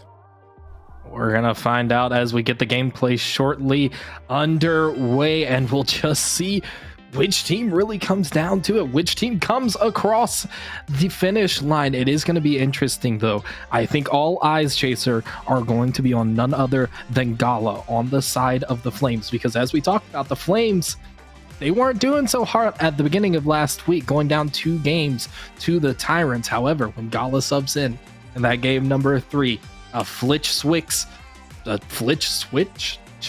that's the words I'm looking for. That's the English language. A switch flicks. That's what I'm trying to say. There we go. That was the switch flicking. That was the switch flicking for me, and the switch flicking for the Flames last week as they got into that game number 3 and as Gala subbed in. So it's going to be eyes on Gala today when we get into this game. What are they going to do? Are they going to bring that same energy that they brought last week? Yeah, they're gonna have to bring that energy against the tough Sabre squad. You know, the gameplay is going to increase. It does every time you get to the next level of these playoffs. And now that you're into the grand finals, the championship game here, it's gonna just continue to get more and more difficult. This Sabre squad did not pound their way through the Blue Conference and face very tough competition to get here just to lose in 4 games. They want to go and make this at least a series and hopefully for their sake win. You know, and going back to, again, the Flames, Remy is a very good player on the defensive side, so you got to watch out for Remy in that. But we're going to get game number 1 underway as kickoff has started for game 1. It absolutely has, and we have the action for you guys here today on Minor League Esports. The Sabres, again, looking for that 3rd championship this season alone. Gala with a save on the back line there, but Roman there to put it away off the save, and it's going to be the Sabres opening up things first. Yeah, and again, we've seen a lot of underdogs winning these against these number 1 seed teams, throughout the playoffs, but so far, it seems like this lower seed team, again, just standing tall to the task, punching first, getting the first goal. The Sabres still on offense here, trying to find another one already. Less than 30 seconds gone in game number 1. I say that. The Flames with a beautiful clear downfield. Jay Remy going for a center, but no one there to take a shot. Leota taking it back down the other way, trying to get a flick over. Solis cannot. Solis taking it over to the corner and trying to get this one cleared out again for the Flames. The Flames, we really have to see them start to settle in here, start to work back like they did last week, because the one thing we definitely don't want to see come out of the Flames is for them to go down like they did last week. Because if you go down 1-2 games, it's a lot harder to start working back. And sure, they managed to do it last week, but could they pull that off a second time? I'm not so sure, Jason. Yeah, you don't want to put yourself onto the back foot early on in the series, and granted, it is a best of 7 here, only having to win 4, you only have a chance at losing 4 games, so definitely need to get the wins early on and often. Remy is going to put this one towards the middle of the field. A demo by Gala is going to be a really good spot for the Flame. Shot coming in. Oh, it's off the post. The follow-up demo is not going to be for anything as the clear comes out from Leota. No one there to take that shot for the Flames, and that's going to be a squandered opportunity to tie things up. It may be another goal for the Sabres, but a beautiful save by Gala just in time. Gala now in the corner, trying to get this passed out to his teammate. Can't get it over Leota. Leota now taking possession, gets it over Jay Remy. Can't get it over Solis, but the Sabres still attacking that back line of the Flames, still looking for their second goal, and a second goal they may need, Chaser, because if we've learned anything throughout this weekend, it is that a 1-goal lead is not safe. All of these teams are so good that they can find a way to come back if you leave it open for that. So the Sabres still looking for that insurance goal here in game number 1. Opportunity can strike at any given time. Here comes God Kitty with a shot, and there's the opportunity to strike as the insurance marker comes in. A great shot coming through from God Kitty here. And they clock in an extension goal there to bring up the lead by 2. Solis just couldn't make any contact there on the ball on the back line, and no one behind him to try to make that save. Sabres now up 2 as we get into the halfway point of this game. Flames trying to find their first shot at the net, trying to just find a way to get something on the board and get something to show for the work they've been doing all game so far. Well, right now it seems like the Sabres are going to be holding them near the midfield line and into their defensive half. That's what you've got to try to get out of your own half. Oh, a shot coming in as Roman is going to get the save directly off of the goal line. Shot coming in once again from Solis is going to get cleared out by Leota as well. But now we're seeing the Flames start to generate some pressure against the Sabre defense. Flames heating up on offense. Shirley Solis trying to get this over Leota. Gets a good 50 into the corner. Gala can't follow it up, though, and that one goes straight back the other way. That's the offense for the Flames. Squandered out there. Solis can't make contact in the corner. Leota flicks it over one. Jay Remy with a nice save on the backfield to keep anything else from happening here in the way of the Sabres. Solis putting it across the net. The Flames have to get this one cleared out. They have to find something back their other way. This may be an opportunity. Jay Remy with the ball, but can't get it over Leota, and that one's going to go straight back the other way again as time ticks down, and so do the hopes for the Flames of game number 1. Now they're going to have to find something here. They're buried in their defensive half once more. As God Kitty comes in to take another shot, Remy is going to get the clear to the side. Has the ball in their car, putting it into the middle as Gallo is there to receive the pass, but challenged at the edge of the box by Leota. Into the corner once again. Now the Flames trying to start their attack from that side of the field, but a clear coming once again. Sabres get it back down to the midfield line, starting their attack. God Kitty towards the backboard. Will the read be there? The shot's coming. Oh, it's going to go high as Roman just off the mark. Gala may have a free shot there. Leota getting back to it just in time, sending it back into the corner, but now the Flames are back on offense again, but they need a goal here if they want to try and tie this game up. Gala may just have it, but Roman, putting that one off just in time. Solis trying to get this one away from Roman, trying to keep the offensive pressure. That's not a good look there. Solis trying to push this down field again. Jay Remy now with the ball on the side wall, gets it past God Kitty, but we're less than 10 seconds left on the clock. If they're going to get something, they have to get it now, and it does not look like it'll happen, and the Sabres will take game number 1, Chaser. Yeah, they drop that one to the floor, and an easy win here for the Sabres. Offensively dominant, it felt like, throughout the entirety of the 5 minutes. Really only got 10 shots, though. It felt like it was a lot more, though. A lot more probing passes to the back walls, passes, infield passes, making it so that the Flames never felt comfortable in their own half. Absolutely did not. And if you don't feel comfortable on your own half, the one thing you have to at least do is get off of your own half. But it felt like the Flames just could never do that during this game. They were always stuck on defense. They were always stuck trying to clear the ball and just immediately going back onto defense. And that is going to hurt against a team like the Sabres. So if you want to get a game number 2, again, Chaser, we talked about it. You can't go down 2 games again. You had the miracle story last week coming back after that. But if you go down again, I can't guarantee that it will happen your way again. So you have to find something to change up here in game number 2. You have to find some way to make this easier on yourselves. Yeah, and again, it just comes down to getting the clearance out of your own half. I mean, if it's an outlet pass that you need to find, then go for that. You got to be careful in allowing the Sabres. They were generating a lot of pressure, but it came from the neutral zone. They were taking control at the midfield line and not really allowing any kind of clearances to come out from the Flames. So game number 2, work on those clearances, get unburied from your own zone, and let's see what you can do. Well, it's going to be the Flames starting with offense here in game number 2. Solis trying to get this over Leota. Cannot manage to do so. This ball hits the side wall. Gala with a shot. 2 Sabres there to save that one away, and they pinch it all the way over to the opposition corner. No one there to take a shot, though. God Kitty missing that one, and characteristically, this may be an open net. Leota just manages to get back just in time to get a hit on that ball. Now God Kitty's going back the other way. A pass out to Roman. Roman takes a shot, but cannot get past the defense. J. Remy now in the midfield, starting an air dribble, trying to get over one, trying to get over to Solus. Does manage to do so, but the shot is wide. The Flames still looking for their first goal in this series, still looking to find something to begin that offensive opportunity, to begin that chance for them to find anything on the board. Yeah, they've been held scoreless so far through games 1 and through the first minute of game number 2. They're trying to get it set up again, though. Gala's going to put that to the back wall. Roman intercepting it there.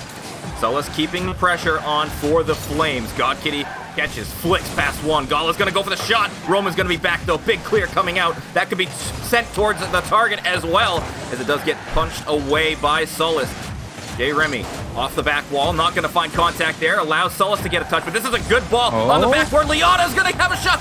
Follow up from God Kitty, not finding the mark either. The Flames keep it out of the back of their net.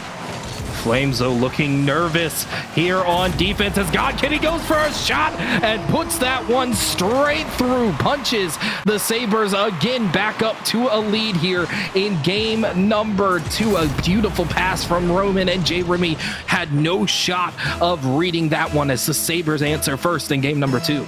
Now, you'd be nervous too if they had a shooter like God Kitty coming at you to get the lead for your opposing team. Roman's going to take another shot towards the net.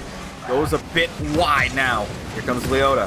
Has it popped up? Goes for the 50. Has actually beaten there by Solus, though. God Kitty keeping the ball at the midfield. Allows a shot to come in by the Flames. Saved easily, though, once again by the Sabres. So far, their defense has stand tall through game 1 and almost to the halfway point of game 2. I would imagine that their defense is going to remain that top tier going forward. Flames, though, still seeming like they have that championship jitters, that start of the series jitters, not really finding much their way. Solus managing to get it over Roman before he can take a shot. Leota sending this one back to the back wall again. We're starting to see the Flames fall into this defense like we saw earlier, and God Kitty with another angle over the defense is just running all over this field right now. Yeah, and Leota sending that one high off the backboard as well, straight to the opposite side. God Kitty receives it well. Halfway point, 2-goal lead. The Sabres right back where they were from game number 1. And the Flames have to find a way to turn this around. This is the championships. You can't afford to go down this far here. You can't afford to try to take things around. This may be another goal for the Sabres. Solus luckily getting back to that one just in time. The Flames may survive off of a miracle, a hope, and a prayer there as Roman tries to center this one back up for God Kitty, who takes a shot, but it gets hit off by J. Remy just in time. More shots coming out for the Sabres, and the Flames still just cannot find a way to get off of defense. A booming clear from Solus, but that'll be met in the midfield by God Kitty. Leota can't beat out J. Remy. This is the first offensive opportunity the Flames had, but as I say that, it goes right back the other way. Yeah, Leota with a great shot here on the outlet. Great pass upfield from Roman. Great placement. Nobody back for the Flames. They're trying to get that offense generated, but now they're caught too far forward. You gotta have somebody back for shots like that to happen and be able to be saved. Absolutely do. Gala electing to try to fake that one away from God Kitty. Can't manage to do so. Does get a beautiful dunk over Roman just in time. Now Leota trying to get it over Solus. Solus with a clear. God Kitty bringing it back up to the side wall. Roman's going to take a shot. Gets it past 2. Sends it to the back wall. This is going to open things up for Leota. Solus getting back just in time. J. Remy now sending this one back onto the offensive half. Gala sending it up to the backboard. Roman clears it off to the side wall. And it just feels like the Flames cannot stay on offense long enough to save their lives as we enter the last minute of game number 2, and the Flames still scoreless throughout the series. Yeah, they are still scoreless. They do need to find the icebreaker here. Got to burn that down before you can get going through the rest of this series. This ball back into the middle. Leota, is going to be taking that to the corner as it does get sent to that corner once again by Gala. Gala's going to carry that one, but taken away by God Kitty once again as it continues to have the amount of pressure that they had from game number 1. The Sabres will not relent in this game.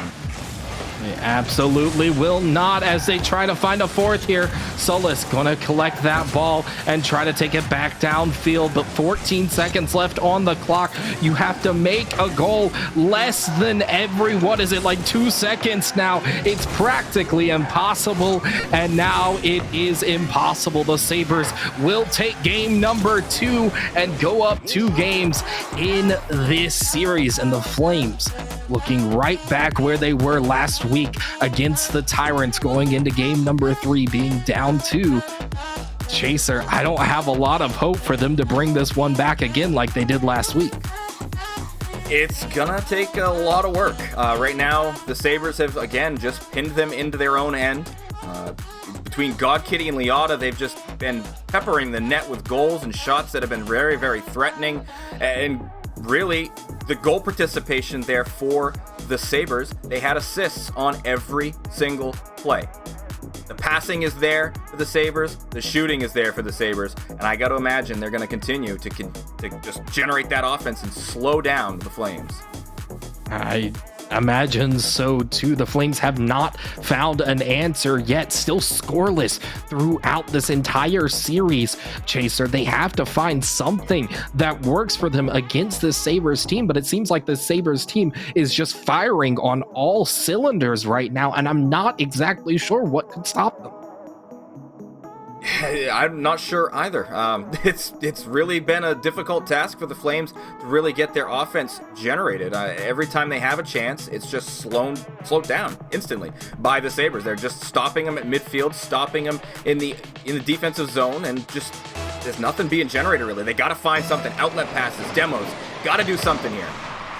Well, Chaser, I will say your camera for some reason there was blurry, but what's not blurry is the path ahead for the Flames. They have to find this one here. They have to at least find a way to find their first goal, find some momentum here in game number 3, even if they don't take the game. But if they do not take the game here in game number 3, then the Sabres will go up to a 3-game match point, and that is not something you want to give against a team like the Sabres, a team that's as impressive as this Sabres team is right now. Liotta taking it over 1, trying to find the net here to open things up in game number 3, but can't manage to get it past Jay Remy. Now Roman to the backboard, again keeping this offensive pressure up for the Sabres. God Kitty with a 50 on Gala to keep them in this offensive half. Liotta sends it up to the backboard again.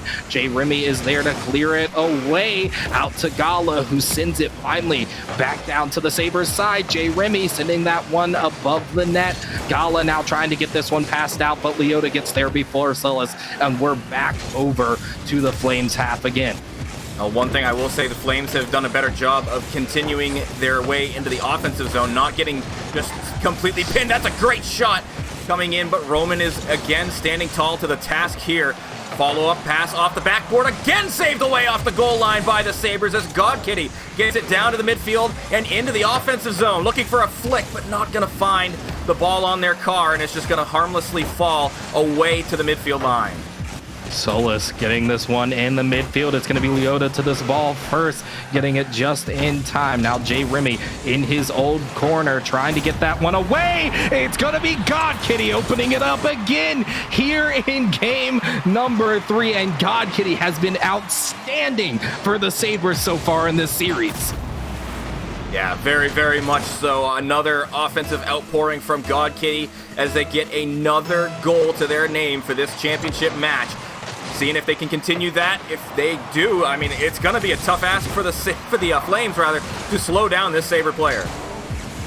Absolutely. Liotta now trying to take that one to the back wall, gets a pass out to Roman, and neither of the Flames players on the back line could make contact with that ball, and the Sabres again pounding here in game number 3. It seems like they're unstoppable, Chaser.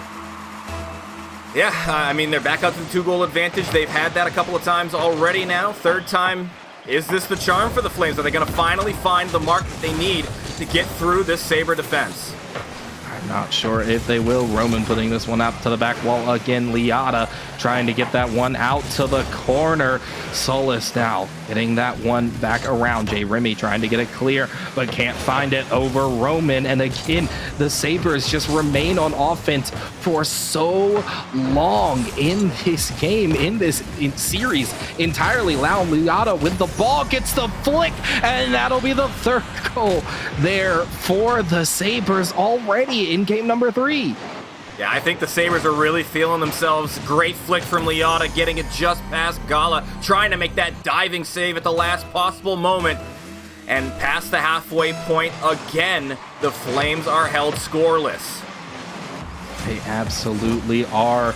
8 goals now unanswered for the Sabres. Gala might find the first here, but can't open that one up, and this is going to be an opportunity back the other way for the Sabres.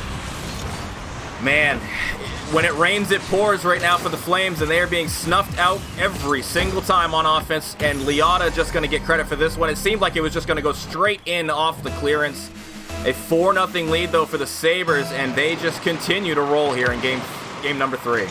They absolutely do, and they may just look to take this championship, to take this grand final in only 4 games. Jay Remy now trying to open things up for his team again. Gala with a shot. Roman doesn't get back in time, but that one goes off the post either way, and the Flames still left searching for that first goal in this series. Solis now back in his own corner is going to try to take this one over Roman. Gets it out to Jay Remy. Jay Remy out to the midfield, but it's beat by God Kitty. God Kitty now sending it up to the back wall. This one again sent out for the Flames, but the Sabres are just there. No matter how many clears they can get, the Sabres are there in the midfield ready to take possession and put it straight back the other way.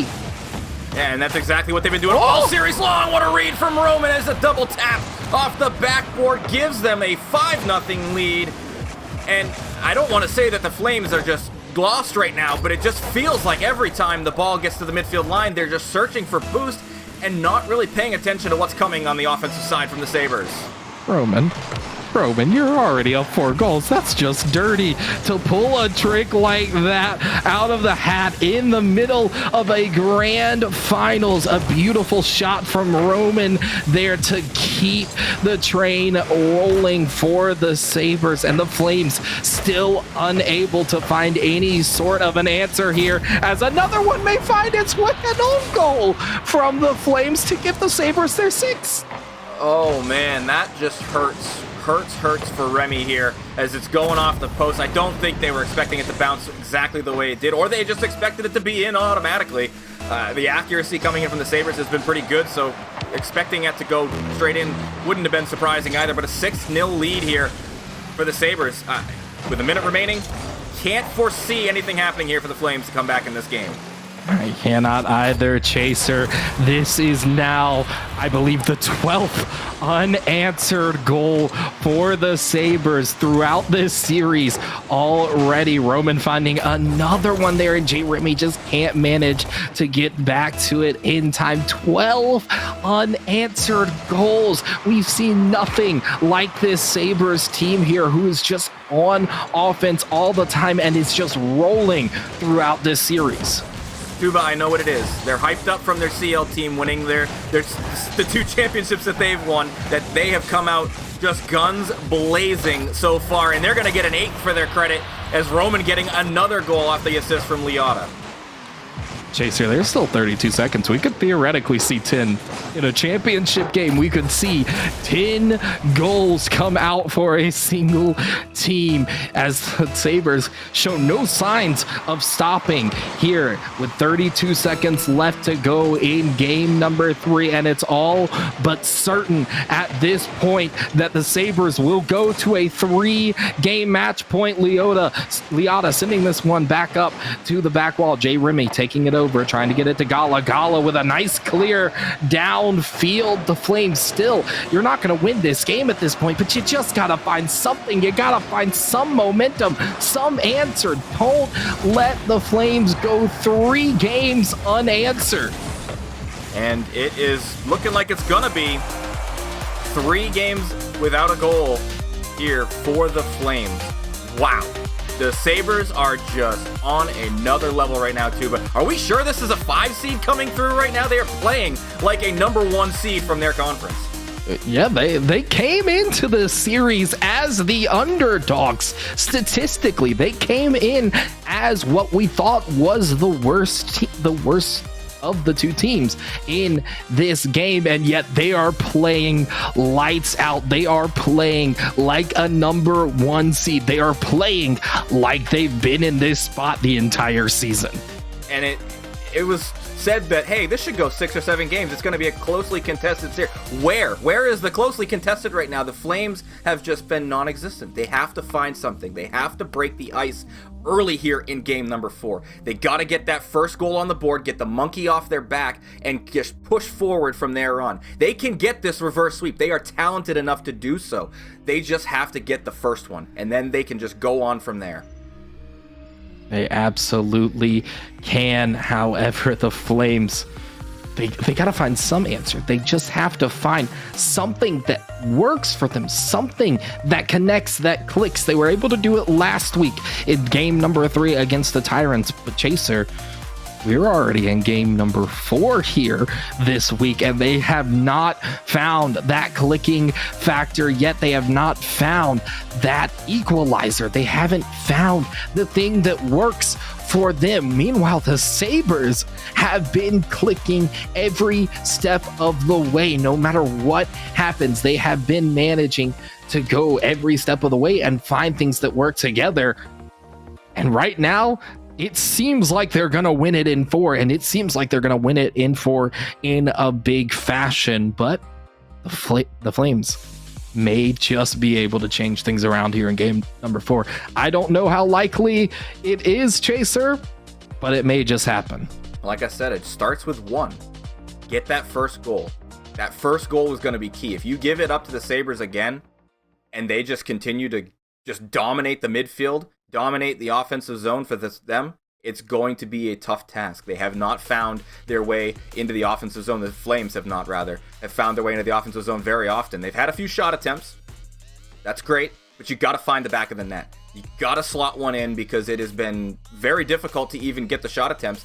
And if the Sabres just keep doing what they're doing with God, Kitty, and Liotta, just passing it back and forth between each other and allowing Roman to come forward every once in a while and get those goals, it's going to be it's tough to even deal with those 3 as it is. If they keep getting the momentum and the confidence built up, it's going to be even harder. It absolutely is. As we get into possibly the final game here in just a little bit, we're going to have a little bit of a server reset on the production side going through. So it's going to take a little bit longer to get back to the action, folks.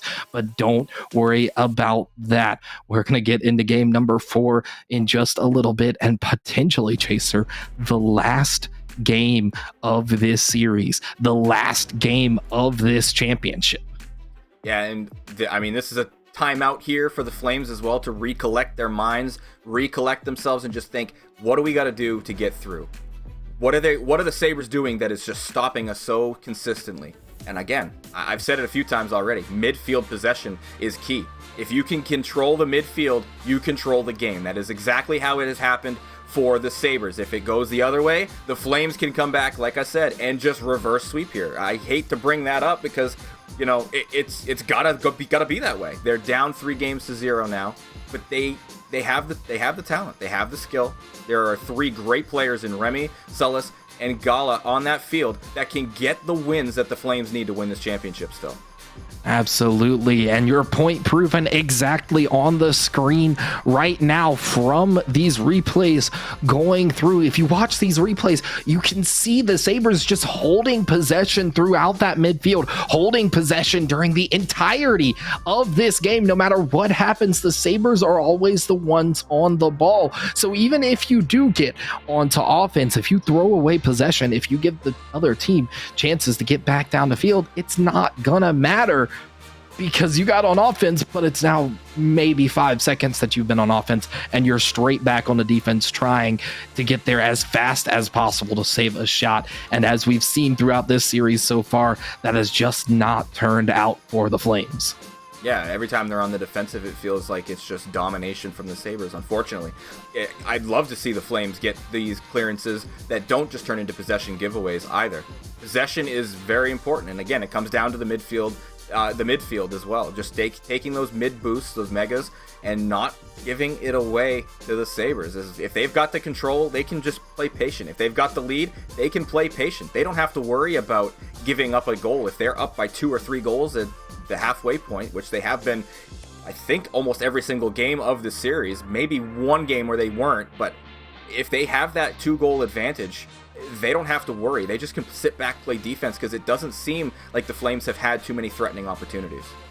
But that's the thing, Chaser. They can sit back and play defense. Theoretically, yes, they could go back and just sit and save the ball all day. But the Sabres have been doing anything but that. They go up 2 goals and they are still pounding on the doorstep of the Flames the entire time through. And the Flames just can't find an answer for that. So that's going to be what we're watching for in game number 4. The potential season ender for the Flames. Will they be able to find an answer in this game? They're gonna have to. I mean, I hate to keep pounding that home. They definitely need to find something. I don't know if it's a physical thing, if they can get some bumps and demos. I mean, nobody's really searched for that. It hasn't really been that physical of a game. It's been a lot of finesse type of play. If you start getting more physical, maybe you throw off their rotations enough to actually get the control in the midfield and start setting up your offense. If it doesn't work, then outlet passes, I said that before as well. I mean, that's just stuff that you would expect to see at this level anyway, but make sure that you're connecting on those passes and just not giving away the possession. Well, we're going to see as we get into game number 4 in just a short second here. Will the Flames be able to find an answer, or will their season come to a close? Chaser, we got the action underway as the Sabres look to try to take this series in 4, and the Flames still looking for their first goal and to save their season from certain demise. Well, 5 minutes on the clock, and anything can happen here. The big clear from God Kitty will send it back to the Flame half. The pop from Sullis is going to actually be a double commit from the Flames.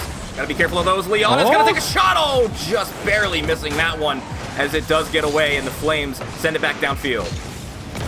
Flames now trying to open up some offense here. Jay Remy out to the sidewall, gets it over Liotta, tries to stay on this ball for a little bit longer, cannot manage to do so, but the Flames finally on offense again. Gala, though, will not take possession of this ball in the midfield, has to go all the way back to the corner. Gala now in the midfield trying to get this over 1, gets the bump on Roman, but Liotta is there to clear that one straight back. This may be an opportunity for the Sabres, but it bounces off of the post and away. The Flames hanging on by a thread in this game and in this series. Just a little over a minute gone. The Flames still having to make so many saves on defense here, still trying to just find that pressure and find something that clicks for them. They finally get on the board!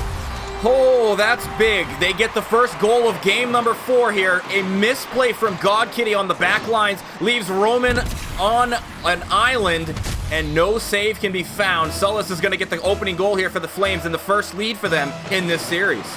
The first goal, the first lead, and it comes at could not be a more crucial time here. They may find a second. Liotta with a good save there, clearing that one out to Jay Remy. Jay Remy with a mistouch there, almost gets dunked by Roman, but managed to stay with that ball just long enough. Jay Remy to Gala. Now that one stays in the Flames corner. God Kitty has possession, can't get it over Sullis, however. Sullis now sending that one back downfield, and we're starting to see the Flames heat up here in game number 4, starting to see them have stuff go their way. Liotta almost with a great double tap to try and tie this game up, but just barely missing that one away. Gala now with the center, no one there to take the shot. The Flames again on offense though, and this is more than we've seen out of them out of every game so far this series, Chaser.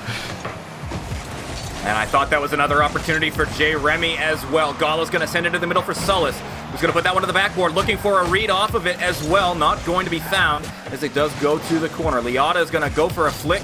Does not get contact there. J. Remy with the musty, going for the shot, going for the dunk, but cleared and saved by the Sabres here once again. Liotta upfield, probing the defense of the Flames. Roman with a shot on target, saved there by Gala. Over to the corner it goes for the Flames, trying to get this out of their zone and not fall back into the old habits that have cost them dearly in the first 3 games.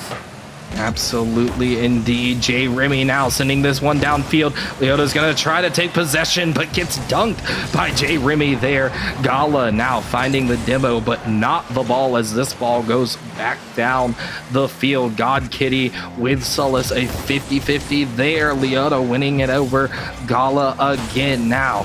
J. Remy taking it off the back wall, almost gives it away to Liotta, but Liotta can't find the shot in time. The Sabres, though, still on offense. Still, I say that, as the Flames finally find one out the other way. Liotta has to make an awkward save, and the Flames can't find a goal there with that opportunity. They need to find some kind of insurance here. They need to find something to stop this Sabres team, because they have the first goal, but we know, Chaser, that one goal is not enough to put it away against this Sabres team who scored 8 in the last game. Oh, the offense has been stymied so far through this game 4 for the Sabres. Liotta is going to go off the sidewall, off the ceiling, just barely missing the contact there, but leaves it for Roman on the drop. Roman across field. Liotta's there to receive. The shot's there, but Gala will make the stop. God Kitty up for a shot as well. Roman's going to cycle it for a shot attempt of their own right, but it does not go to fruition, and it's going to be still actually challenged by Liotta. I thought that was going to be an easy clear for J. Remy, but it's going to go down the other way. This could be a goal for the Flames. It's going to be in 2-0.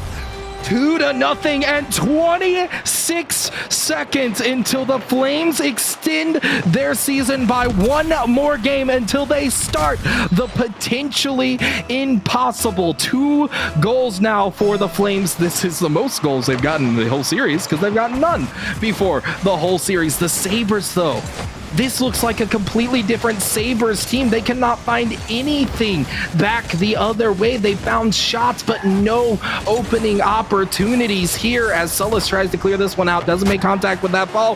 10 seconds on the clock now, and it looks like the Flames may just take that first step as the clock reaches 2, and the Flames will take game number 4. I'm not sure if it was so much the Sabres have changed. That looked like a lot different play coming through from the Flames. They played with a sense of urgency that they have not had throughout the entire series. Doesn't matter if it was game 1, game 2, game 3 being down 2-0. There was no urgency, it felt like, from the Flames. This game, with their backs against the wall, there was a big sense of urgency. They needed to win this one, and they got the first goal off their back and then followed it up with another one from Sullis as they get the 2 goals for the Flames here.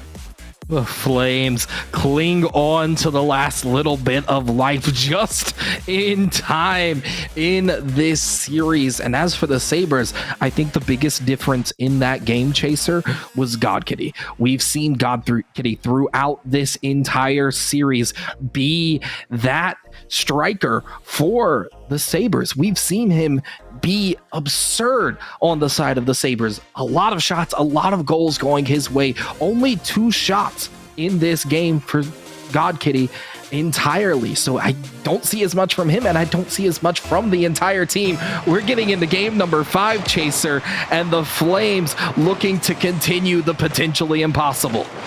Now, throughout this, they are going to have to continue looking at Sullis. They got the 2 goals last game. Is that the hot hand for the Flames? Pun intended on that one as well, as God Kitty will try to set it up for the Sabres. Gets a flick over the top of J. Remy.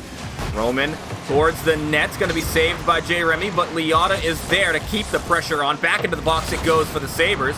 Out of the corner, trying to set it up again. The Sabres not able to find any kinds of shots yet. J. Remy taking one. That's going to be saved by Roman, though. Gala keeping the pressure on here for the Flames.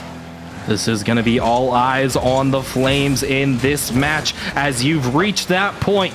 No mistakes available left. You cannot afford to drop anything here. If you're the side of the Flames, you've taken the first step, but can you take the second? Gala now sending this one past God Kitty. It's going to be Gala trying to clear that one away, but can't manage to do so. Roman now with a shot, can't get it past Jay, Remy, and Solus on the side wall now. Beating out Liata there, and God Kitty is going to have to try to collect and try to get an air dribble, maybe a flip reset, gets it over one, and Roman slots it away to start off game number 5. And the dunk is huge here for the Sabres. God Kitty with that flip reset. Gala and Solus both there trying to make the stop desperately to keep the Sabres out, but it does find its way just inside that post. The Sabres go back to the lead, and man, oh man, we cannot see a repeat performance from games 1 through 3 for the Flames here. We absolutely cannot, but Chaser, if that ball had been a centimeter to the right, it would have just banged off the post. Instead, that one finds the bottom corner of the net to open things up for the Sabres, and the Flames again on that back foot here. Again, you can afford no mistakes. You can afford no second chances as your opponent is already still on a 2-game match point here. God Kitty taking a shot. It's a little wide, but Liata is there to put it away as the Sabres go up 2. And Chaser, we're starting to see the Sabres settle back into things. Yeah, the Sabres, much like games 1 through 3, are back out to a 2-goal advantage before the halfway point. You gotta get it going here, Flames. You have to regain that form from the last game in order to stay alive. But a kickoff goal is on target. Oh, man. Almost making that save with Solus, but Liata is gonna get it home.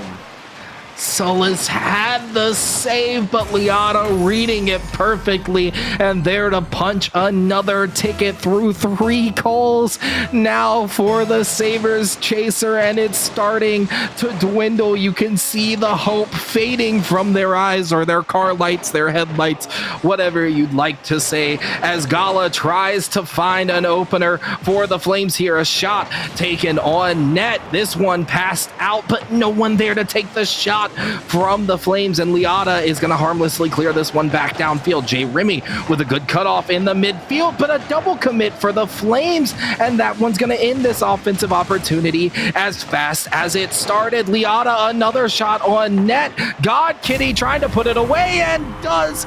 4 goals now for the Sabres, Chaser. And a counterattack, just amazing counterattack. Liata and God Kitty finding each other once more. And the Sabres with that 4-goal advantage just before the halfway point. It's still possible. Flames, you gotta dig deep here.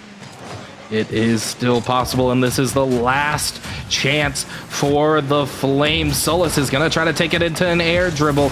Gala trying to take the shot, but can't get that one, and this one's going to bounce again in front of the Flames net. God Kitty can't get a shot off in time. Gala now back to the other side, tries to get a pass out midfield. Solus taking a shot on net. That one's a little wide. Jay Remy can't get up to that ball in time, and God Kitty is going to send this one back down the other way. Roman with a shot. That one's a little high and will be cleared off to the side. Liata now sending this one back over.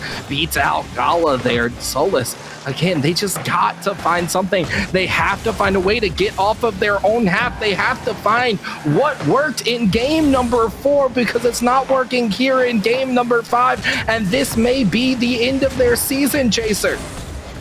It's gonna have to be quick now. Minute and 30 seconds remain in this game, and possibly in their season. A little bit of a double commit once again from the Flames. Now they're sending the entirety of their team towards the offensive half. This is a big overcommittal, but they have to do so to get on the board. Solus is going to get the clear. Pass 1. Liata is the last back. Ball off the backboard. Shot going to be coming in. Liata uses God Kitty to get the clear back to midfield. The clock ticks down. You need about a goal every 15 seconds. I know how time works. God Kitty missing that one in the corner, but Gala keeping this one on offense, but you have to find something now. You have to find a goal. J. Remy putting that one up, but a demo now on the side. Roman takes a shot, but can't quite get back to that in time. Solus does not make contact, but neither does God. Kitty Liata on his back line now with the ball. The Flames have to find something. The clock's ticking down. Solus with a shot, and he gets the first one for the Flames. Still going to be a tall task to get back in this game, but they do get the goal here. They have got to get another one to make it even manageable right off of this kickoff. Man, this is going to be a tough one for the Flames. 34 seconds, 3 goals, a little over a goal, 10 seconds. I say that God Kitty now nearly finds another one for the Sabres, but the Flames get by with murder. J. Remy now out to Gala, but Gala's a little too far forward to take a shot, and the clock keeps ticking down. You still need 3 more goals. J. Remy to Solus, but that one just goes into the corner. 10 seconds left, and the hopes and dreams of the Flames fading away, as so does their seasons. The Sabres will be the Master League Standard champions here in 5 games, and they played nothing but lights out today, Chaser. Only one slip up in game number 4, not getting any goals in that one, but that was just due to the adjustments by the Flames. And as soon as the Sabres saw it, we go, oh, I know what to do. And they make their adjustments back the other way with a 4-1 scoreline to secure the victory in 5 games with the same series scoreline of 4-1. Flames, they saw some hope of life there in game number 4, but it was quickly crushed away. But at the end of the day, while their season may be over and they may not be walking away with the championship title, they can walk away with the knowledge that they at least denied the sweep. They did deny the sweep, that is for sure, and they played a lot better once they got that server reset. Game 4 and Game 5, they played much, much better. There were a lot of double commits late in that last game, but again, like I was saying, it just comes down to having to throw everything at the offensive side and try to get something in. Unfortunately for the Flames, they don't get that job done in game number 5, but the Sabres, I mean, their offense was absolutely remarkable through most of the series, that one game excluded in game number 4. It absolutely was the Sabres, your Master League Standard champions, managing the whole franchise to take away 3 championships this season alone. What an impressive feat from them, as we're going to hear the Desk talk about that and hopefully give us a player interview as well to see just what went through the mindset of this franchise and most importantly of this Master League team punching home their ticket to the championship. All right, ladies and gentlemen, welcome back. Chaser, Tuba, thank you very much for the call. Sabres have completed 3 for 3, yes. And what a dominant fashion they completed it in. I am so happy that you and I, the people at home, everybody that was here for this, just witnessed history. The Sabres, in just 2 nights, have become one of the most successful franchises, tying with 5 others for second place as the most successful franchise in MLE history. Mind you, that's 6 years in 2 days. That's pretty ridiculous. Only the elite top them with their 4 championships. Sabres just underneath them with 3.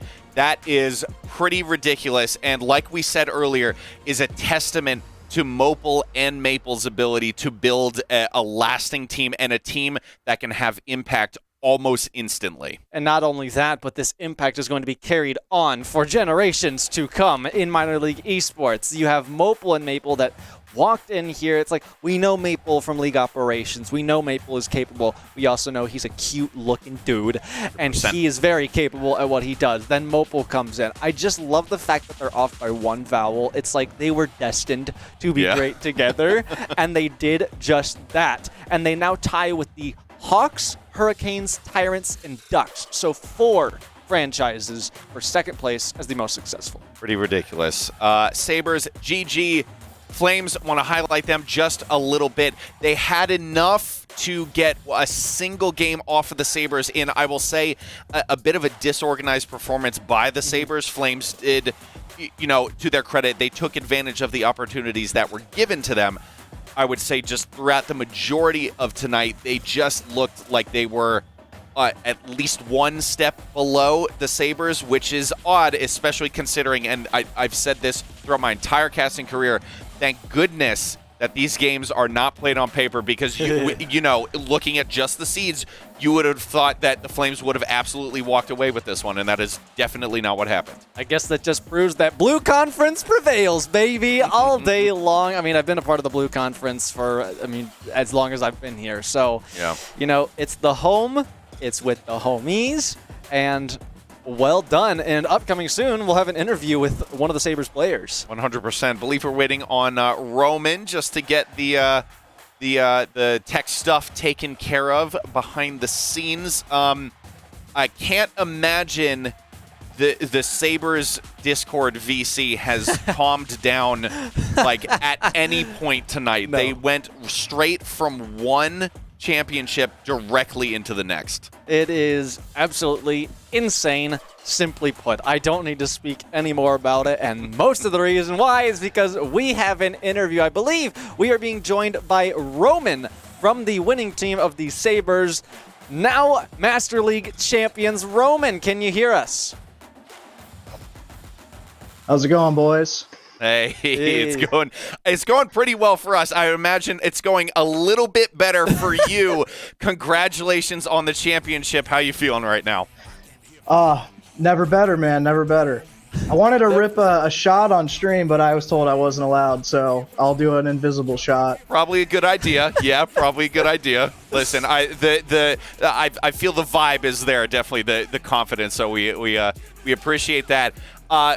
Won this series in 5 games. Did you expect the Flames to put up the quality of performance that they did tonight, or did you expect to kind of have their number per se from the word go? So we actually scrimmed the Flames a couple weeks ago, so we had a good idea going into it. Unfortunately for me, I was in the middle of my Apex Pro debut, so they gave us a little bit of run for our money, but coming in tonight after playing Rocket League with the boys, we came out and just got it done, man.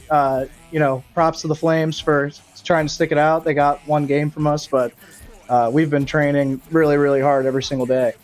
And you said you were an Apex Legends Pro, or elaborate on that real quick. Yes, sir. So I've been taking a break from the Rocket League scene. I'm trying to get picked up.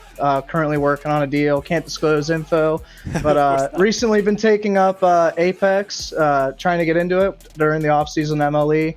Super stoked, and the whole franchise has had my back on that. Props to the team, especially Leoto and God Kitty, for understanding that I've taken a leave of absence from time to time. So I have one more question on that. How do you balance playing 2 games at such a high level? What's the work that goes into that, especially with, just life in general going on? Well, just hard work, lack of sleep, you know what I'm saying? A lack of sleep. I think everyone here can sympathize with that in some way or another. My last one for you. You are now part of a team, of a franchise that has basically tied 5 ways for the second most successful franchise ever in terms of championships won. What does that mean to you? What does that mean to your teammates? Just kind of give us a background a little bit, just the weight on your shoulders right now.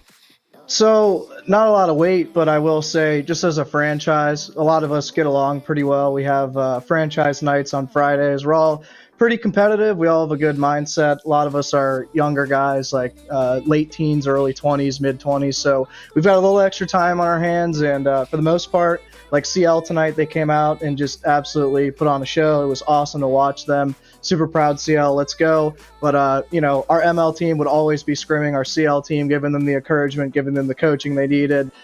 Big shout out to our Maple and Mopple, especially Maple. He helped with coaching our Master League team. Same with God Kitty. So just all around, we have a good group of guys that have good Rocket League IQ. So anytime someone needed the help, we definitely got it where we needed it. It's awesome to hear. Well, hey, Roman, we're going to let you go out and celebrate. I mean, shot, I guess, is what you'll do off stream. Yeah. So go on out there, have fun with the Sabres, go back and celebrate. Congratulations, and thanks for joining us. Thank you, guys. Take it easy. Awesome. You too. Roman from the Sabres, the Master League Sabres, the 3-time championship winning Sabres. What a what a weekend it has been for the Tiger team. I'm going to call them. I guess the Tiger team. What a weekend for us in general at minor league esports. That we still have one more to go. We have one more series coming after this. It's Premier League again, the rematch with the Pirates and the Knights, but this time in threes. The number 1 seeds from each conference will clash right after this break.